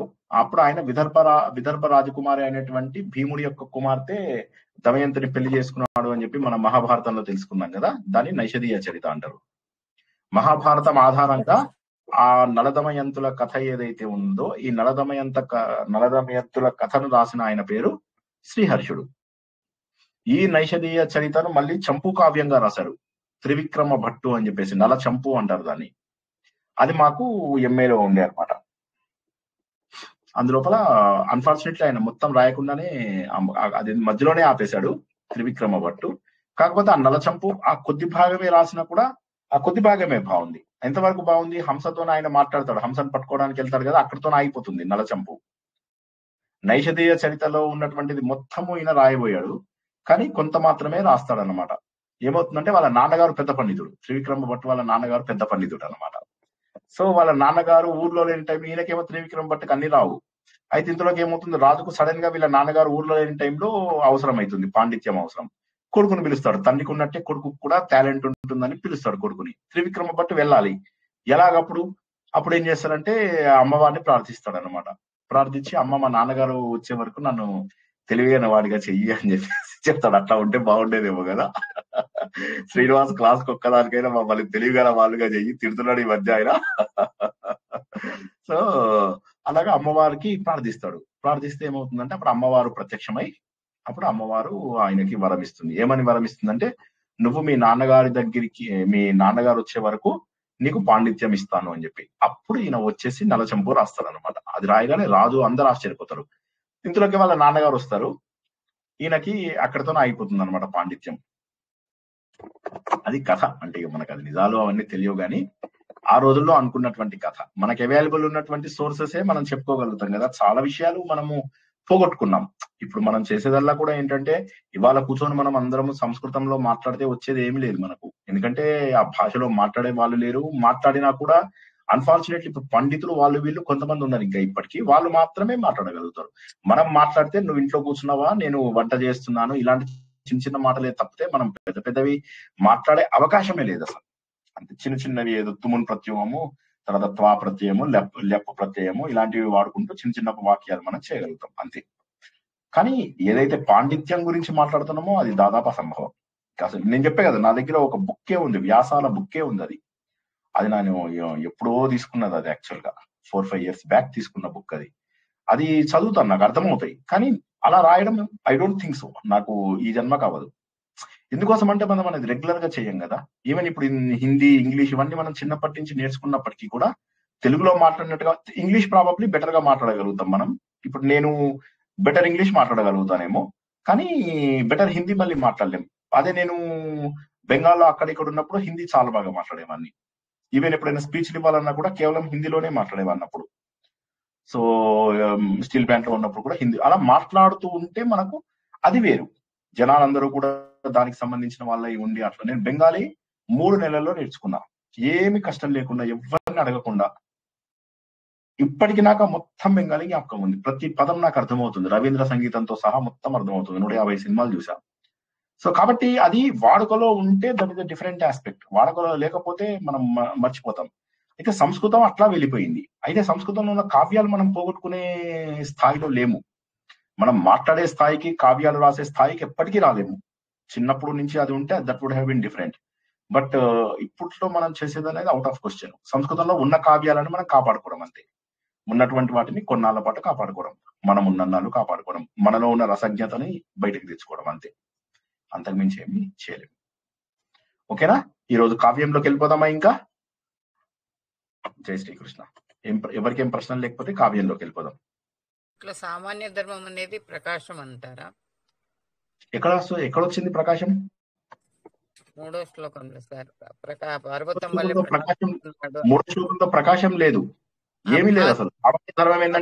సామాన్య ధర్మం ఏంటంటే ఆ పైనుంచి కిందికి ఎత్తు, తర్వాత ఈ ఎర్రటి రంగు అనేటటువంటిది కూడా సమాన ధర్మమే. తర్వాత ఆ నీళ్లు పైనుంచి కిందికి పడడం, ఆ ఎత్తైనటువంటి పైనుంచి కిందికి పడడం అనేటటువంటిది కూడా సమాన ధర్మమే. పైనుంచి కిందికి పడడం సమాన ధర్మము, ఎర్రటి రంగు కూడా సమాన ధర్మము. ఆ రెండు సమాన ధర్మం. అద్రరాజ ఇవ అన్నాడు కదా, అభాతి ప్రకాశిస్తున్నాడు అని. ఇవ అంటే ఆయన లాగా, అద్రిరాజు లాగా ఈయన కూడా ఏంటి, అభాతి అని ఉంది కదా, ప్రకాశిస్తున్నాడు. ఓకే ఓకే, నేను అది చూడలేదు. ఓకే ఓకే, అయి ఉండొచ్చు. అంటే అట్లా అట్లా దానిలాగా వెలుగుతున్నాడు అంటే, కానీ అక్కడ వెలుగుతున్నాడు అనేటటువంటిది సామాన్య ధర్మం అనలేము, ఉన్నాడు అన్నట్టుగా బేసికల్లీ కంపారిజన్ చేయడమే అక్కడ. భాతి అంటే ఉండడం అని కూడా మీనింగే కదా, భాతి అంటే ఉండడం అని కూడా, వెలుగుతున్నాడు అని ఒక మీనింగ్ వస్తుంది, ఉండడం కూడా వస్తుంది.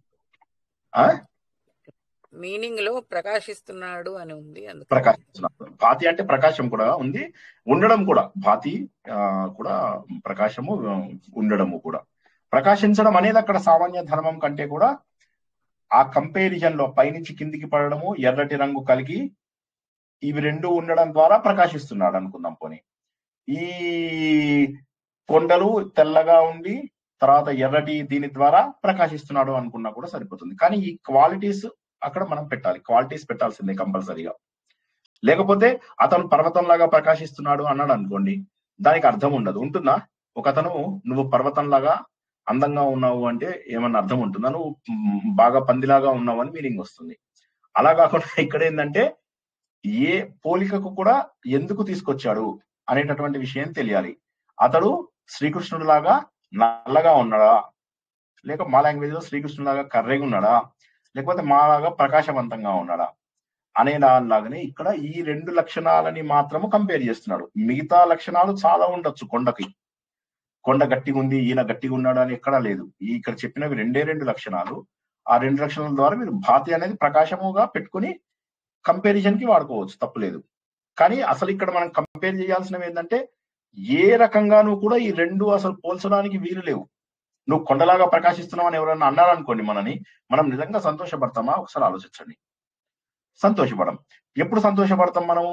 ఆ కొండ ఎంతైతే గొప్ప హృదయాన్ని కలిగి ఉందో, నువ్వు అలాంటి గొప్ప విశాలమైన కొండలాగా నీ హృదయం కూడా విశాలము అని చెప్పేసి అన్నారు అనుకోండి, అప్పుడు సంతోషపడతాం.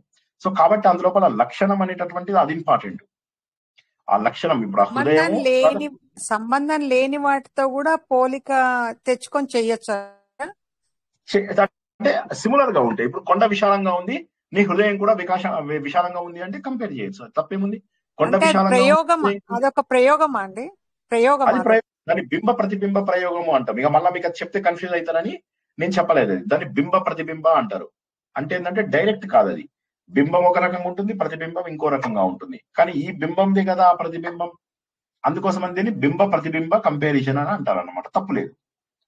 సో ఇక్కడ ఏం జరుగుతుంది? మీకు నువ్వు జస్ట్ సింపుల్ గా చెప్పండి, నువ్వు చంద్రులాగా ఉన్నావు అంటే సంతోషిస్తా నేను, నువ్వు కొండలాగా ఉన్నావు అంటే నేను సంతోషిస్తానా?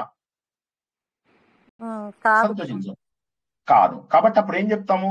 నువ్వు కొండలాగా నీ హృదయము కొండలాగా విశాలమైనటువంటిది అన్నాడు అనుకోండి, పర్వతమంత హృదయం నీది అన్నాడు అనుకోండి, అప్పుడు సంతోషిస్తా నేను.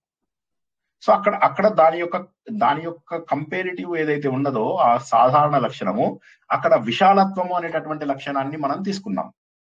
అదే విధంగా దగ్గర పోలిక ఉన్నది, దగ్గర పోలిక వస్తున్నది. దగ్గర పోలిక ఏంటి? విశాలం అనేటటువంటిది సేమ్ పోలిక కదా, విశాలం అనేటటువంటిది సేమ్ పోలిక. హృదయం విశాలంగా ఉంది అంటే ఎక్కువ విశాలం అని కాదు, హృదయం చాలా మంచి హృదయం అని చెప్పి మీనింగ్. ఇందాక ఓకే, ప్రస్తుతానికి వదిలేసేయండి, ఇంకా కన్ఫ్యూజ్ అవ్వకండి. ఓకే, ప్రస్తుతానికి వదిలేసేయండి, మీకు ఎలా అర్థమైతే అలా అర్థం చేసుకోండి. దీన్ని మనం సబ్జెక్ట్ గా నేర్చుకోవడం లేదు కదా, మనం ఏంటంటే రకరకాల పద్ధతులలో కంపేర్ చేయొచ్చు అని చెప్పి నేర్చుకుంటున్నాం. బ్రాడ్ మైండెడ్ అని అలాగంతే కదండి. హృదయం విశాలం అంటే బ్రాడ్ మైండెడ్ వస్తుంది. బ్రాడ్ మైండెడ్ అన్నట్టు నువ్వు ఆకాశం ఇప్పుడు నువ్వు భూదేవిలాగా ఉన్నావు అన్నావు అనుకో, భూదేవిలాగా ఉన్నావంటే మట్టిలాగా ఉన్నట్ట మీనింగ్ కాదు. భూదేవిలాగా ఓపిక కలిగి ఉన్నావు అని చెప్తే అప్పుడు దానికి మనం ఇదైతాం. కానీ నేను భూదేవిలాగా బురదగా ఉన్నావు అంటే నీ మొహం అంతా ఆయిలీ ఫేస్ అని చెప్పి చెప్పడం. నేను నా మిత్రుడిని ఏమన్నానంటే నీ ముఖము పైన పడ్డ నీళ్లు ఎలా ఉన్నాయంటే భూదేవికి ఉన్నటువంటి బురదలాగా ఇద్దరు ప్రకాశిస్తున్నారు అన్నాను అనుకోండి. ఇప్పుడు ఇక్కడ మీనింగ్ ఏంటంటే ప్రకాశించడం అనేది ఓకే, అది ఉంది, కానీ నా ముఖం జిడ్డుగా ఉంది, బురదలాగా ఉంది అనే దాన్ని కంపేర్ చేశాను నేను. కంపేర్ చేసినటువంటి లక్షణంని సాధారణ లక్షణం అంటాం. సాధారణ లక్షణం, సామాన్య లక్షణం ఏంటి? భూమి మీద బురద ఉంది, నా ముఖం మీద నీళ్లు పడి ముఖం అంతా ఇట్లా బురదగా అయిపోయింది అన్నమాట. మట్టి కొట్టుకుపోయి బురద కొట్టుకుపోయి ఉందన్నమాట. మట్టి ఉంది, బైక్ నడిపిస్తున్నాను, మట్టి ఉంది, నీళ్లు పడ్డాయి. సో ఇప్పుడు ఏం చేసాము, బురదతోటి కంపేర్ చేస్తున్నాం నా ముఖాన్ని. అర్థమైందా? అంటే మలినం మీ వాయిస్ కంపారిజన్ కట్ అయింది, వస్తుంది. మళ్ళీ ఒకసారి అడగండి. మీ వాయిస్ కట్ అయింది. హలో, మీ అంటే వాయిస్ మలినము దగ్గర వస్తుంది అక్కడ కంపారిజన్. మలినము కాదు, బురద ఎలా ఉంటుంది, బురద ఎలా ఉంటుంది, ఎగుడుదుడు బురద చెమట పట్టిన ముఖం లాగా అనుకోవచ్చు. అట్లాగా అంటే ఓకే ఓకే ఉదాహరణకి ఓకే ఉదాహరణకి ఇవన్నీ ఓకే ఏంటంటే సిమిలర్ గా అంటే సిమిలర్ వాటితోటి కంపేర్ చేస్తున్నాం మనం. పదములు రెండవ శ్లోకంలో ఏమో అదే లక్షణం, వెనక్కి తిప్పిన లక్షణమే, ఏమి తేడా లేదు, కానీ జస్ట్ రెండు పదాలను మార్చాము. కానీ ఇక్కడ అట్లా కాదు, టోటల్ గా టూ డిఫరెంట్ ఆబ్జెక్ట్స్ ని కంపేర్ చేస్తున్నాం. ఎలాగ అసలు దీని లక్షణాలు వేరు, దీని లక్షణాలు వేరు. దీని లక్షణాలు ఏంటి, నీళ్లు పైనుంచి కిందికి పడడము, ఎర్రగా ఉండడము. వీడి లక్షణాలు ఏంటి, పైనుంచి కిందికి హారాలు వేసుకోవడము, తర్వాత ఎర్రడిపోతూ ఉండడం. అసలు దీన్ని ఎలా కంపేర్ చేస్తారు మీరు? చాలా కష్టం. ఇప్పుడు మీరు సంబంధం సంబంధాన్ని లేని తెప్పించి వస్తువులు. కంపేర్ చేస్తున్నాడు, సంబంధాన్ని తెప్పించి కంపేర్ చేస్తున్నాడు. ఏమని, నువ్వు వీడు కొండలాగా ఉన్నాడు అనకుండా వీడి హారాలు జలపాతాల్లాగా ఉన్నాయి, వీడి మైపూత ఎర్ర ఇదిగా ఉంది. సో ఆ కొండ విధంగా రంగు.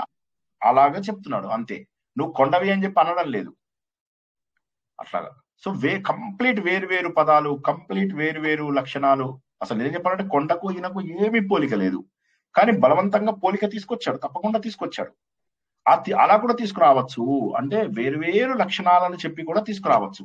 కానీ వాటి లోపల ఒక బింబ ప్రతిబింబం అనేటటువంటి ఒక సంబంధాన్ని తీసుకొచ్చాడు. బింబ ప్రతిబింబం అంటే దీంట్లో పైనుంచి కిందికి హారం ఉంది, దీంట్లో పైనుంచి కిందికి నీళ్లు పడుతున్నాయి, ఈ ఎర్రగా ఉన్నది, ఈ పర్వతం కూడా ఎర్ర సూర్యకాంతి వల్ల ఎర్రగా ఉంది అని చెప్పి.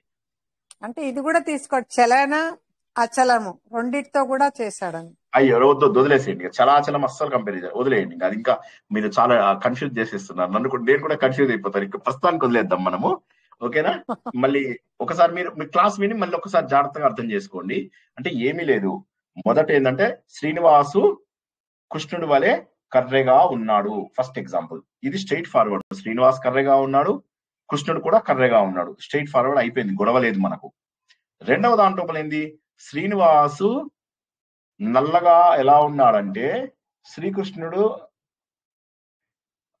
ఎండలో ఉన్నప్పుడు నల్లబడ్డాడు. శ్రీనివాసు ఎండలో ఎలా నల్లబడ్డాడంటే శ్రీకృష్ణుడు శ్యామవర్ణం లాగా ఉన్నాడు అన్నాడు. ఇక్కడ నల్లబడ్డము శ్యామవర్ణము ఒకే రకమైనటువంటి పదాలు కాబట్టి రెండు వేరు పదాలు అయినప్పటికీ కూడా ఒకే రకమైన అర్థాన్ని ఇస్తున్నాయి కాబట్టి దాన్ని కూడా మీరు ఒప్పుకున్నారు. మూడో దాంట్లో అసలు వేరు కంప్లీట్ గా మీరు ఎలా కంపేర్ చేస్తున్నారంటే ఈయన యొక్క లక్షణాలు వేరు, ఆయన యొక్క లక్షణాలు వేరు, కానీ మీరు బలవంతంగా ఒక బింబ ప్రతిబింబ సంబంధాన్ని తీసుకొచ్చి కంపేర్ చేస్తున్నారు. అసలు మామూలుగా వాళ్ళిద్దరి మధ్య ఏ సంబంధం లేదు, కానీ మీరు ఏం చేస్తున్నారు, బలవంతమైనటువంటి లక్షణాలు దీనికి ఆపాదిస్తున్నారు, దానికి ఆపాదిస్తున్నారు. ఆపాదించి ఆ రెండు ప్రత్యేక సంబంధాల ద్వారా వాళ్ళిద్దరి మధ్య ఉపమానం తీసుకొస్తున్నారు. అదన్నమాట. ఓకేనా? ఇంతవరకు అర్థం చేసుకోండి. క్లాసులు ఇంకొకసారి వినండి, అందరికీ కూడా చక్కగా అర్థమవుతుంది. ఓకేనా? గురువు చల అచల అంటే కూడా కదలిక ఉన్నది కదలిక లేనిది అక్కడ కూడా చెప్తున్నాడు కదా.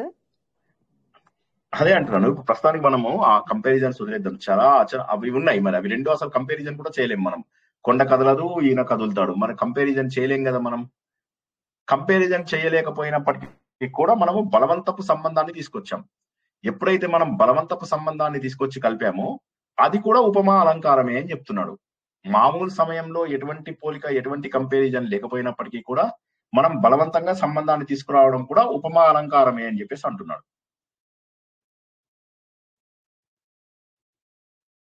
చాలా బాగుంది. అక్కడ మెళ్ళో హారాలు అక్కడ చెప్పాడు, అక్కడ మన కొండ మించి పడే నీరే ఆ హారంగా కనిపిస్తోంది. అద్భుతంగా ఉంది, అద్భుతంగా ఉంది. అది ఆ కంపారిజన్ చాలా అద్భుతం, అన్డౌటెడ్లీ ఇట్స్ ఎ వండర్ఫుల్. ఇది అదే విధంగా అది ఎర్రగా ఉంది అంటే ఈయన మైపూతలు ఎర్రగా ఉన్నాయి అని చెప్పేసి చెప్పారు. సో బేసికల్ గా ఏంటంటే ఆ కంపారిజన్ ఈజ్ వండర్ఫుల్.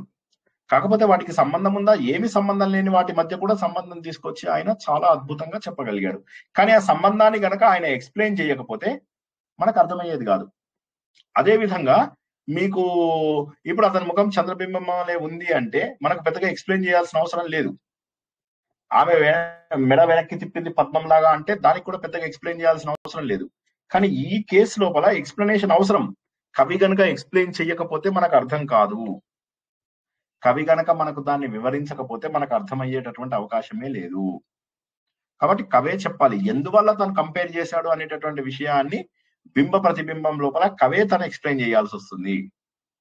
సో అంత కాంప్లికేటెడ్. ఇంకా అసలు మీరు ఈ నైషధీయ చరిత్ర చూస్తేనైతే అసలు ఆశ్చర్యపోతారు. అసలు కంపారిజన్ ఎలాంటి వాటికి చేశాడంటే అసలు ఇక చెప్పలేనటువంటి త్రివిక్రమ భట్టు రాసినటువంటి నలచంపులో ఎటువంటి కంపారిజన్స్ అసలు దేనికి దానికి ఏమి సంబంధం లేనటువంటి వాటికి కూడా పోలిక తీసుకుని వస్తారన్నమాట. ఇది భాషలో ఉన్న మాధుర్యం అని గుర్తించండి. దాన్ని సబ్జెక్ట్ లాగా గుర్తుంచుకుందామంటే ఎగ్జామ్ రాయాల్సి వస్తుంది. మీరు నేను ఎప్పుడు ఎగ్జామ్స్ ఎక్కువ ప్రోత్సహించాను, ఎందుకంటే మీకు ఇదైతే సులభంగా మీకు అర్థం చేసుకొని అందరూ చక్కగా గుర్తుంచుకొని భాషలో మాధుర్యాన్ని ఎంజాయ్ చేయండి. ఓకేనా? ఇవాళ మరి చెప్పుకుందామా కథ? టైం ఉందా? పావు గంట పడుతుంది. మరి ఇవాళ నేను చెప్దాం అనుకున్న కథ వచ్చే వారం చెప్పుకుందామా కథ? వచ్చే వారం కథతో వచ్చే వారం చెప్పుకుందాం గురుగారు. బుర్ర వేడెక్కిపోయినాయి వాళ్ళ అలంకారాలతోటి. వచ్చే వారం చెప్పుకుందాం సార్. అలంకారాలతోటి యాక్చువల్ గా అందంగా అవ్వాలి. మీరేమో బుర్ర వేడెక్కిచ్చేసుకున్నారు అందరూ కూడా. సరే ఒక పని చేద్దాం. కొంచెం అర్థం చేసుకోవడానికి టైం పడుతుంది. రిలాక్స్ అవుతామంటే చెప్పండి సార్, పర్లేదు. కథతో రిలాక్స్ అవుతామంటే చెప్పండి. పెంచుకునేటట్టుగా ఉంది కదా ఇవాళ. అయితే ఒకటేంటంటే ఇవాళ కథ కూడా కొద్దిగా కాంప్లికేటెడ్ కథనే. ఒక పని చేద్దాంలేండి, వచ్చే వారము 2 కథలు తెలుసుకుందాం. ఓకేనా? సో అప్పుడు ఏమవుతుందంటే సులభం అయిపోతుంది. వచ్చే వారము 2 అద్భుతం. ఒకటేమో మహాకావ్యం తెలుసుకుందాము, ఒకటి వీలైతే ఒక నాటకం తెలుసుకుందాం. ఓకే, ఒక సంస్కృత నాటకము, ఒక మహాకావ్యం. వచ్చే వారం 2. ఓకే, అందరూ చక్కగా మంచిగా ఇది ఒక హాఫ్ అన్ అవర్, అదొక హాఫ్ అన్ అవర్ చక్కగా. వచ్చే వారం మీకు అలంకారము ఒక బ్రేక్ ఇచ్చేసి ఆ తర్వాత వారం మీరు మంచిగా రివిజన్ చేసుకున్నాక తర్వాత వారం కొత్త అలంకారం తెచ్చుకుందాం. ఈ కొత్త అలంకారంలో ఏముంటుంది అంటే చాలా ఫన్నీగా, పోనీ అది ఒకటి చెప్తాను మీకు. అది పంపించానా? ఏది ఖమివ జలం జలమివ ఖం పంపించానా? ఉంది లాస్ట్ ఖమివ జలం జలమివ ఖం హంస చంద్ర ఇవ చంద్ర. ఇక్కడ ఏమవుతుందంటే ఈ శ్లోకం ఒకసారి అందరూ చూడండి. ఇది ఒకటి ఎక్స్ప్లెయిన్ చేసి వదిలేస్తాను. ఖం ఇవ జలం. ఖం అంటే ఖగోళం, ఖగోళం అంటే ఆకాశం. ఇవ అంటే లాగా, జలం అంటే నీరు. జలం ఇవ ఖం. ఒకదానితో ఒకటి పోలుస్తున్నావు. ఉపమానంతో ఉపమేయాన్ని పోలుస్తున్నావు, ఉపమేయంతో ఉపమానాన్ని పోలుస్తున్నాం. ఆకాశం లాగా నీరు స్వచ్ఛంగా ఉంది, నీరులాగా ఆకాశం స్వచ్ఛంగా ఉంది. చిరంజీవి లాగా నాగార్జున ఉన్నాడు, నాగార్జున లాగా చిరంజీవి ఉన్నాడు. బాగుందా కంపారిజను? హలో, బాగుంది సార్. అదే ఇది ఖమ్మివ జలం జలమివ ఖం. హంసః చంద్ర ఇవ హంస ఇవ చంద్ర. అంటే చంద్రులాగా హంస ఉంది, హంసలాగా చంద్రుడు ఉన్నాడు. హంసలాగా చంద్రుడు ఉన్నాడు, చంద్రులాగా హంస. ఒకటే పోలికనా? ఒకటే రకంగా ఉన్నాయని అంటే దీన్ని దాంతో పోలుస్తున్నాడు, దాన్ని దీంతో పోలుస్తున్నాడు అన్నమాట. నాగార్జున గట్టిగా కొట్టాడు చిరంజీవి లాగా, చిరంజీవి కూడా నాగార్జున లాగా గట్టిగా కొట్టాడు. అట్లా అన్నమాట. కుముదాకారాహ తారాహ తారాకారాని కుముదాని. కుముదము అంటే పువ్వు, ఈ ఏదైతే మన దాన్ని ఏమంటారు, కలువ పువ్వ, కమల పువ్వ, కమలము కలువను, ఆ పువ్వు ఉంటుంది కదా, ఆ పువ్వులాగా నక్షత్రాలు ఉన్నాయట, నక్షత్రాల లాగా పువ్వు ఉన్నదట. దీన్ని దాంతో కంపేర్ చేసి దాన్ని దీంతో కంపేర్ చేస్తున్నారు అనమాట. ఇది ఈజీగానే ఉండండి. జలాన్ని మేఘంలాగే చేశా అంటే మరి వర్షం మేఘం నుంచి కదా, ఆకాశం నుంచి పడుతుంది కదా, అదే ఆయన ఉద్దేశం. అర్థమైన భావం అంటే మనం అక్కడ డెప్త్ వెళ్ళాలి. అందుకని ఆ నీరుతోటి ఆ మేఘంతో చేశాడు కంపారిజన్. అంటే మిగతావన్నీ అంటే జనరల్ గా ఏంటంటే జలానికి ఆకాశము 2 నిర్మలంగా ఉన్నాయి, దీన్ని పోల్చడానికి అదే దొరికింది నాకు, అది పోల్చడానికి ఇదే దొరికింది అంటున్నాడు. అదే విధంగా నక్షత్రాలకు కలువలు 2 కూడా ఏంది, ఆ ప్రకాశతత్వం ఉంటాయి. ఆ ప్రకాశతత్వం కలువలు ప్రకాశవంతంగా ఉన్నాయి, తర్వాత నక్షత్రాలు కూడా ప్రకాశవంతంగానే ఉన్నాయి. ఇలాగ తీసుకోవచ్చు కదా, కలువరికి రేకులు ఉంటాయి కదా, కలువ రేకులు అంటాం కదా ఒక్కొక్కటి. ఆ నక్షత్రాలకు కూడా ఇలాగా రేకులు లాగే మనకి కనిపిస్తాయి. రేకులు ఉన్నాయని అనొచ్చు, కరెక్ట్, అలా కూడా అనొచ్చు. నక్షత్రాలు కల్వలలాగా, కల్వాలు నక్షత్రాలాగా. ఇంకోటి ఏం చెప్పాం, హంసలాగా చంద్రుడు, చంద్రులాగా హంస. ఈ రెండింటికి కూడా చక్కగా తెల్లని తెలుపుదనం తెలుపు చంద్రుడు వచ్చింది ఇక్కడ. ప్రకాశవంతంగా ఉన్నాయి అని చెప్పుకోవచ్చు. తెలుపు లేక తెలుపు శుభ్రం. కూడా వచ్చింది తెలుపు. నీరు, సరస్సు లోపల నీరు, ఆకాశం అంటే ఇది పవిత్రంగా ఉంది, అది పవిత్రంగా ఉంది, లేదా ఇది నిర్మలంగా ఉంది, అది నిర్మలంగా ఉంది అని చెప్పి కంపేర్ చేయొచ్చు. అంటే ఏంటి, ఉపమానాన్ని ఉపమేయంగాను, ఉపమేయాన్ని ఉపమానంగాను మార్చి మార్చి వాడుతున్నాం అన్నమాట. అది కూడా ఒక రకమైనటువంటి ఉపమానంకారం. క్లియర్ ఉందా? అయిపోయింది, అంతే. ఇది సింపుల్ గా ఉందా? ఇప్పుడు దీన్నే మన విశేషం కూడా తీసుకోవచ్చా? అసలు ఆ కొత్త పదాలు అసలు వాడద్దు. విశేషణం, విశేషం అనే ఇక్కడ పదాలు వాడద్దు. నౌన్ అండ్ అడ్జెక్టివ్ అంటారు వాటిని. అది ఇక్కడ వద్దు ప్రస్తుతానికి. మనకి ఇక్కడ ఉపమాన ఉపమేయాలుగానే మనం ఆలోచిస్తే సులభంగా ఉంటుంది. దీన్ని ఏమంటారంటే, ఇది కూడా ఒక రకమైనటువంటి ఉపమానంకారము. దీన్ని అనన్వయ అలంకారము అంటారు. దీన్ని ఏమంటారు? అనన్వయ దీన్ని ఏమంటారు? అనన్వయం కాదు, ఉపమేయ ఉపమా అంటారు. దీన్ని ఉపమేయ ఉపమా అలంకారము అంటారు. ఏమంటారు? ఉపమేయ ఉపమా. అంటే ఉపమానం వాడతాము, ఉపమానానికి ఉపమేయం వాడతాము, ఉపమానానికి ఉపమేయము, ఉపమేయానికి ఉపమానము వాడతాము. దీన్ని ఉపమేయ ఉపమానం అలంకారం అంటారు. అంటే మార్చి మార్చి వాడతాం అన్నమాట. దీని బదులు అది వాడతాం, దాని బదులు ఇది వాడతాం. సింపుల్ గా ఉందా ఈ అలంకారం? గురుగారు, మీ ఊరు నుంచి మా ఊరు ఎంత దూరం, మా ఊరు నుంచి మీ ఊరు ఎంత దూరం? అంతే దూరం. కరెక్ట్ అట్లాగా. సో కంపారిజన్ కరెక్ట్ గా కలిసింది. ఇప్పుడు లాస్ట్ ఎగ్జాంపుల్ చూడండి, అది ఇంకా సింపుల్. దీన్ని అనన్వయ అలంకారం అంటారు. లాస్ట్ ఎగ్జాంపుల్ పంపించానా నేను? యుద్ధే అర్జున ఇవ ప్రథిత ప్రతాప అని చెప్పేసి. పంపించారండి గురుగారు. అది కూడా ఒకసారి చూడండి. అది కూడా అయిపోతే మనకు ఇంపార్టెంట్ కొన్ని అలంకారాలు అయిపోయినట్టుగా ఉంటుంది. యుద్ధంలో అర్జునుడు లాగా పోరాడుతున్నాడు, భీముడు లాగా భయంకరంగా చంపుతున్నాడు. అర్థమైందా? యుద్ధే అర్జున ఇవ ప్రతిథ ప్రతాప అంటే మంచి పేరు తెలుసుకున్నటువంటి, చాలా ప్రశస్తి చెందినటువంటి పరాక్రమం ఉన్నటువంటి వాడు అర్జునుడు. సో అర్జునుడు ఎవరిలాగా కొట్లాడుతున్నాడు అంటే అర్జునుడే సాటి. అదనమాట. అంటే వేరే దాంతో పోలిక పెట్టకుండా ఉంటే దాన్ని అనన్వయం అంటారు. అనన్వయం అంటే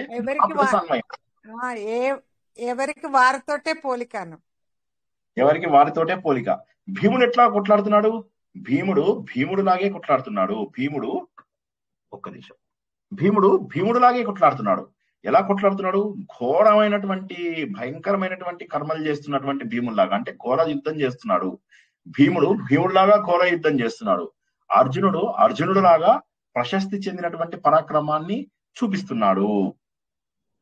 బాగుందా? అంటే ఈ శ్లోకంలో ఏమైపోయింది, మనకు వేరే వాళ్ళతో ఇంకా కంపేర్ చేయట్లేదు. ఎందుకంటే ముందు శ్లోకంలో ఏమైంది, దీంతో కంపేర్ చేసాం, దీంతో కంపేర్ చేశాం. నువ్వు నా వీపు గోకు, నేను నీ వీపు గోకుతా, సరిపోయింది.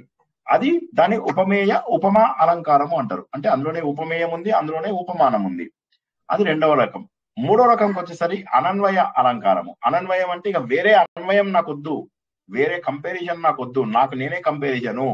యుద్ధే అర్జున ఇవ ప్రథిత ప్రతాప భీముడు కూడా భీమ ఇవ వైరిషు ఘోర కర్మ అంటే శత్రువులను చీల్చి చెండాడేటటువంటి వాడు, శత్రువుల యందు గొప్ప రక్తపాతం సృష్టిస్తున్నటువంటి వ్యక్తి ఎవరైతే ఉన్నాడో అలా పోరాడుతున్నాడు.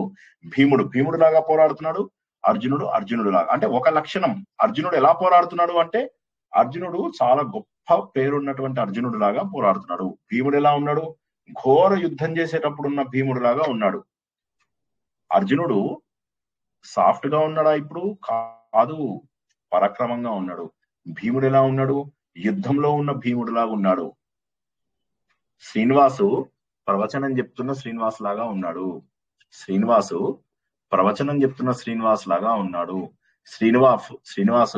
వాళ్ళ పిల్లలతోనున్న తండ్రి శ్రీనివాస్ లాగా ఉన్నాడు. శ్రీనివాసు వాళ్ళ మిత్రులతో ఉన్నటువంటి వాళ్ళలాగా ఉన్నాడు. అంటే ఇక్కడ ఒక లక్షణంని చూపించడం జరిగింది. అదే వ్యక్తి, కానీ ఆ వ్యక్తిలో ఉన్న ఒక గొప్ప లక్షణం ద్వారా కంపేర్ చేశాం మనం. అర్థమైందా? కొద్దిగా కన్ఫ్యూజ్ అయ్యారా? అదే నీకు నీవే సాటి అన్నట్టు. కానీ అక్కడ నీకు నీవే అనే బదులుగా నీలో ఈ గొప్ప లక్షణం ఉన్నవాడిలాగా అని చెప్పేసి. ఇప్పుడు అర్జునుడు ముందు అతని లక్షణాలు తెలుసుకొని ఆ లక్షణంతో చెప్తున్నాడు కదా, అతన్ని కంపేర్ చేస్తున్నారు. యుద్ధం లోపల మాత్రమే ఇది. మామూలు టైంలో అర్జునుడు భీముడిలాగా ఉండొచ్చు, భీముడు అర్జునుడిలాగా ఉండొచ్చు. ఇప్పుడు అన్న దగ్గర అర్జునుడు భీముడిలాగా ఉన్నాడు, భీముడు అర్జునుడిలాగా ఉండొచ్చు, తప్పులేదు. కానీ యుద్ధంలో మాత్రము అర్జునుడు ప్రతాపవంతుడులైనటువంటి అర్జునుడు లాగా ఉన్నాడు. భీముడు యుద్ధంలో ఎలా ఉన్నాడు అంటే ఘోర కర్మలు చేసేటటువంటి భీముడు లాగా ఉన్నాడు.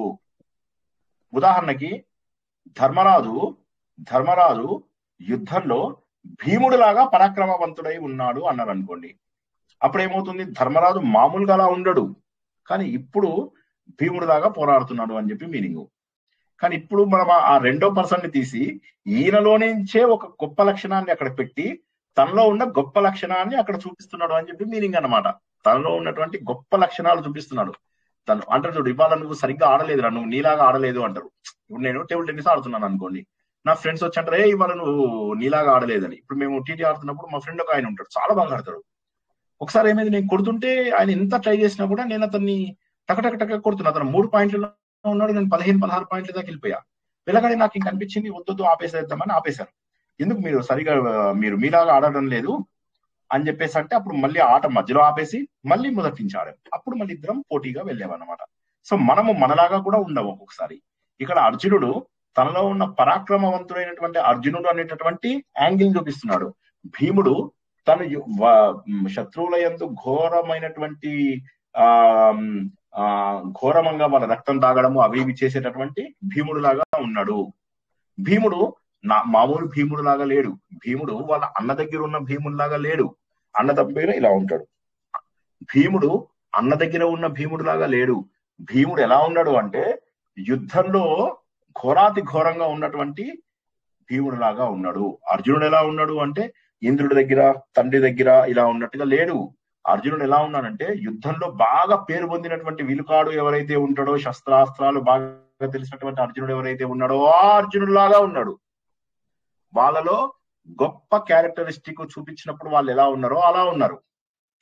దట్ ఈస్ వాట్ ఇక్కడ దాని మీనింగ్ అన్నమాట. ఎవరికి వారే సాటి అనేది సింపుల్ మీనింగ్.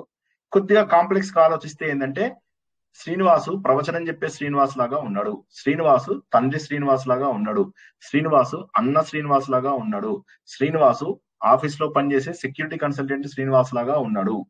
అంటే అప్పుడు నా లక్షణాలు మారిపోతాయి. ఇప్పుడు శ్రీనివాసు ఆఫీస్ లో ఉన్న శ్రీనివాస్ లాగా ఉన్నాడు. టైంని బట్టి మాట్లాడడం, ఆ టైంలో ఎలా ఉన్నాడు ఆ లక్షణం ఇక్కడ రెండవది లక్షణం. ఆ లక్షణం ఏమి ఉంది ఇక్కడ? ఫర్ ఎగ్జాంపుల్ నేను ఒక మాట చెప్తా, శ్రీనివాసు ఆఫీస్ లో ఉన్న శ్రీనివాస్ లాగా ఉన్నాడు. దాని మీనింగ్ ఏంటి చెప్పండి? పనిచేస్తూ ఉంటారు కదా సార్, ఆఫీస్ సిన్సియర్ గా పనిచేస్తూ సీరియస్ గా ఆఫీస్ లో ఆ విధంగా ఉంటారు కాబట్టి అట్లాగే ఆఫీస్ లో ఆ విధంగా ఉంటారు. ఏ విధంగా ఉంటారు ఆఫీస్ లో? శ్రీనివాసు ఆఫీస్ లో ఉన్న శ్రీనివాస్ లాగా ఉన్నాడు అంటే శ్రీనివాస్ ఆఫీస్ లో ఎట్లా ఉంటాడు చూడాలి. మీరు చూస్తే ఏం చేస్తూ ఉంటాడు? సీరియస్ గా పనిచేస్తూ ఉంటాడు, అందరితోటి సీరియస్ గా మాట్లాడుతూ ఉంటాడు. సో అప్పుడు శ్రీనివాస్ మీకే చెప్తున్నారు కదా, మీ లక్షణం మీకే చెప్తున్నారు, మాకే కంపేర్ చేస్తున్నారు. అదే అనన్వయం, వేరే వాళ్ళతో కంపేర్ చేయకుండా అదే కంపారిజన్. శ్రీనివాసు ఆఫీస్ లో ఇప్పుడు మీరు దగ్గరికి వచ్చి చూస్తారు, చూసినప్పుడు ఏమైంది, నన్ను మీరు ఆఫీస్కి వచ్చి చూసారు, చూస్తే నేను సిన్సియర్ గా పనిచేస్తూ కోపంగా మాట్లాడుతూ ఉన్నాను. ఓ రోజు నేను ప్రవచనం చెప్పేటప్పుడు కూడా కోపంగా మాట్లాడుతూ ఉన్నాను. అప్పుడు మీరు అంటారు, ఈయన మన ప్రవచనం చెప్పే శ్రీనివాస్ కాదు, ఆఫీస్ లో ఉన్న శ్రీనివాసు అంటారు. ఈ ఎగ్జాంపుల్ పోనీ అర్థమైందా? చాలా సింపుల్ గా ప్రయత్నం చేశాను, కష్టపడుతున్నా నేను. ఎందుకంటే మీరు వర్క్ చేసేటప్పుడు ఏమైనా కోపం రావచ్చు, కానీ ప్రవచనం చెప్పేటప్పుడు శాంతంగానే చెప్తారు. శాంతమే అందాలి కాబట్టి శాంతంగానే చెప్తారు. కాబట్టి ఒక పని దగ్గర అన్వయించడానికి లేని దానిని అనన్వయం అంటారు. అంటే ఒక్కొక్కసారి ఆ రకమైనటువంటి లక్షణం అన్వయించడానికి. ఇప్పుడు మీకు నేను చెప్పిన ఎగ్జాంపుల్ శ్రీనివాసు ఒరిజినాలిటీ సార్, కోయిలలానే పాడుతుంది అంటే అది మామూలే, అది కోయిలలాగే పాడుతుంది అంటే అది ఎప్పుడు పాడుతూనే ఉంటుందా? అది అంటే అక్కడ ఏమైంది పాడదు అని. ఇక్కడ కూడా కంపారిజన్ యుద్ధంలో ఉందండి. యుద్ధంలో అర్జునుడు ప్రతాపవంతుడైన అర్జునులాగా ఉన్నాడు అని అర్థం. భీముడు కూడా అట్లాగే శత్రువుల పట్ల ఘోర కర్మలు వాడిలాగా ఉన్నాడు. అక్కడ యుద్ధంలో అని చెప్తున్నాడు, స్పెసిఫిక్ గా యుద్ధంలో అని చెప్తున్నాడు క్లియర్ గా. ఇప్పుడు ఇక్కడ నేను దీన్ని చిన్నగా మారుస్తాను. యుద్ధంలో అర్జునుడు భీముడు లాగా ఉన్నాడు. ఇప్పుడు ఏమైపోయింది? సో ఇక్కడ ఏమైపోయిందంటే మనకు బేసికల్ గా మీరు దీన్ని భీముడితో పోలిక పోలిక అండి, ఉపమా అలంకారం. అలంకారం అయిపోయింది. ఇప్పుడు భీముడితో పోలిక వచ్చి భీముల్లాగా పోరాడుతున్నాడని. ఇప్పుడు ఇక్కడ అర్జునుడు లాగానే పోరాడుతున్నాడు యుద్ధంలో అర్జునుడు లాగానే పోరాడుతున్నాడు. దీనికి అపోజిట్ ఎగ్జాంపుల్ ఏం చెప్పాను నేను? భీముడు యుద్ధంలో వాళ్ళ అన్న దగ్గర ఉన్నట్టు తమ్ముడు భీముడు లాగా ఉన్నాడు. ఉదాహరణకి భీముడు ధర్మరాజు దగ్గర తమ్ముడు భీముడు అనుకుందాం. భీముడు యుద్ధంలో తమ్ముడు భీముడు లాగా ఉన్నాడు అనుకోండి. దాని మీనింగ్ ఏంటి? ఏమి భయంకరంగా లేకుండా యుద్ధం చేయకుండా చాలా ప్రశాంతంగా ఉన్నాడు అని చెప్పి. సబ్మిసివ్ గా ఉన్నాడు అని. కానీ ఇక్కడ అలా చెప్పడం లేదు. ఇక్కడ ఏం చెప్తున్నారంటే యుద్ధంలో అర్జునుడు ఎలా ఉన్నాడంటే, అర్జునుడు ఏ విధంగానైతే ప్రతిష్ఠ చెందినటువంటి ప్రతాపం కలిగిన వాడో, పేరు పొందినటువంటి ప్రతాపం కలిగినటువంటి వాడో, పేరు పొందినటువంటి శక్తిని కలిగి ఉన్నటువంటి వాడు, అలాంటి అర్జునుడు లాగానే ఉన్నాడు. సో సహజ లక్షణంతోనే అతను వెళ్తున్నాడు. యుద్ధంలో ఎలా ఉండాలో అలాగనే వెళ్తున్నాడు. భీముడు కూడా శత్రువులంటే ద్వేషంగా ఉన్నటువంటి భీముడు లాగే వెళ్తున్నాడు. అంతేగాని ఇక్కడ భీముడు ఒకటి కాదు. ఇక్కడ మొదటి భీముడేమో ఉపమానము, రెండవ భీముడు ఏదైతే ఉందో మొదటి భీముడేమో ఉపమేయము, రెండవ భీముడేమో ఉపమానము. ఉపమానము అంటే ఒక లక్షణం ఉండాలి. ఆ ఉపమానముకు ఉన్నటువంటి లక్షణము, ఆ ఉపమా వాచకము అన్ని ఉన్నాయి ఇందు లోపల. చూడండి కావాలంటే. యుద్ధే అనేది పక్కన పడేసేయండి కొద్దిసేపు. అర్జున ఇవ, అర్జున ఇవ. అర్జునుడు అర్జునుడి లాగా అన్నప్పుడు మొదటి అర్జునుడు ఉపమేయం అవుతాడు, రెండవ అర్జునుడు ఉపమానము అవుతాడు. ఇవ అనేటటువంటిది ఉపమా వాచకము. మరి సామాన్య ధర్మం ఏమిటి అంటే ప్రతిత ప్రతాప. సో ఒకే పదము 2 సార్లు రిపీట్ అయినప్పుడు అందులో ఒక ఉపమేయం ఒక ఉపమానము ఆ రెండు సమానమయ్యాయి. వాళ్ళ లక్షణం కూడా సమానమైంది. అప్పుడు దాన్ని అనన్వయ అలంకారం. వేరే వాళ్ళతో పోల్చడానికి మనకు అక్కడ టైం లేదు, మనకు అక్కడ ఇంకెవరితో పోల్చాలో తెలియడం లేదు. నువ్వు ఎంత బాగా యాక్ట్ చేస్తున్నావు అంటే నీలాగానే చేస్తున్నావు అనుకో, అంటే అందులోపల హైయెస్ట్ పర్సన్ తోని కంపేర్ చేస్తున్నాం మనం ఇక్కడ. అలాగా కంపేర్ చేయడం అంటే నీలాగనే అంటే అక్కడ మళ్ళీ పోలిక. మొదటి నీవు అనేటటువంటిదేమో ఉపమేయము, రెండవ నీవు అనేటటువంటిదేమో ఉపమానము, లాగా అనేటటువంటిది ఉపవాచకము, యాక్టింగ్ చేస్తున్నావు అనేటటువంటిది లక్షణము. ఆ అన్ని ఉన్నాయా లేదా ఇందులో చూడండి ఒకసారి. హలో, అన్ని ఉన్నాయండి, అన్ని ఉన్నాయి. ఉపమానం, ఉపమేయం, చాలా సింపుల్ గా అనిపించినప్పటికీ కూడా అనన్వయ అలంకారంలో కూడా ఎంతో అర్థం ఉంది. నేను చెప్పిన దీనికి ఎగ్జాక్ట్లీ ఆపోజిట్ అలంకారం చూసుకోండి. ప్రవచనం చెప్తున్న శ్రీనివాసు, ఓకే ఇప్పుడు నేను మీతో ప్రవచనం చెప్తున్నా. శ్రీనివాసు ఆఫీస్ లో ఉన్నట్లాగా ఉన్నాడు. అదే అంటే ఆ అమ్మాయి ఎప్పుడు అలంకారం ఎలా చేసుకుంటుందో అలాగే చేసుకుని వెళ్ళింది వాళ్ళు కూడా, అంతే కదా. అది కరెక్ట్. అదే ఆ అమ్మాయి జాన్వీ కపూర్ లాగా అలంకారం చేసుకుంది అనుకోండి ఫర్ ఎగ్జాంపుల్. అప్పుడు జాన్వీ కపూర్ ఈమె కంటే అందంగా చేసుకుంటుంది అని లెక్క. ఇప్పుడున్న వాళ్ళలో బెస్ట్ హీరోయిన్ తోటి మీకు కంపేర్ చేస్తున్నా సార్, మీకెట్ట తెలిసి ఇవన్నీ అడగద్దు. అదే విధంగా ఇప్పుడు మళ్ళా రెండోది ఏంది, ఆమె జాన్వీ కపూర్ లాగానే అలంకారం చేసుకుంది. అంటే ఇక తను బెస్ట్ పర్సన్ తోని కంపేర్ చేసుకున్నప్పుడు ఎలా ఉందో అలాగే ఉంది. అయితే జాన్వీ కపూర్ ఎప్పుడు అలాగే ఉంటుందా? ఉండదు. మేకప్ తీసేసినప్పుడు మామూలు జాన్వీ కపూర్ లాగా కూడా ఉంటుంది. సో జాన్వీ కపూర్ లాగా అలంకారం వేసుకుంది. జాన్వీ కపూర్ లాగా అలంకారం తీసేసినట్టుగా డల్ గా ఉంది. జాన్వీ కపూర్ వాళ్ళ నాన్న బోని కపూర్ దగ్గర కూతురులాగా ఉంది. సో అక్కడ మనకి ఏమైపోతుందంటే వారు చేసే పనిని బట్టి అక్కడ మన కంపారిజన్స్ అన్ని మారిపోతూ ఉంటాయి. జాన్వీ కపూర్ లాగా సో వాట్, జాన్వీ కపూర్ లాగా చెప్పండి. జాన్వీ కపూర్ స్థానం మారుతోంది కదా, మారిపోతుంది. అక్కడ మనము మొత్తం అర్థం చేసుకుంటే గానీ ఇది చాలా సులభంగా అనిపించే కష్టమైన అలంకారాలు. జాన్వీ కపూర్ లాగా సరే సార్ చెప్పండి. జాన్వీ కపూర్ సార్ చెప్పండి. జాన్వీ కపూర్ లాగా అలంకారం చేసుకుంటోంది. మొదటిది. రెండవ ఎగ్జాంపుల్, జాన్వీ కపూర్ లాగా, సార్ చెప్పండి సార్, జాన్వీ కపూర్ లాగా వాళ్ళ నాన్నతో కామనే కదండి, కామన్ గా ఉన్నట్టే ఉంది. అంటే నేను ఏమంటున్నానంటే అక్కడ ఒక లక్షణం కూడా చెప్తున్నాము అని చెప్తున్నా. ఆ లక్షణంతో ఉన్నట్టు నేను ఎప్పుడు నాలాగా ఉండను, మీకు అది అర్థం కావడం లేదు. నేను మేకప్ చేసుకున్నప్పుడు ఒక రకంగా ఉంటాను, తండ్రితో ఉన్నప్పుడు ఒక రకంగా ఉంటాను, బయటికి వెళ్ళినప్పుడు ఒక రకంగా ఉంటాను. నావి అనేక రూపాలు. నావి ఎన్ని రూపాలు?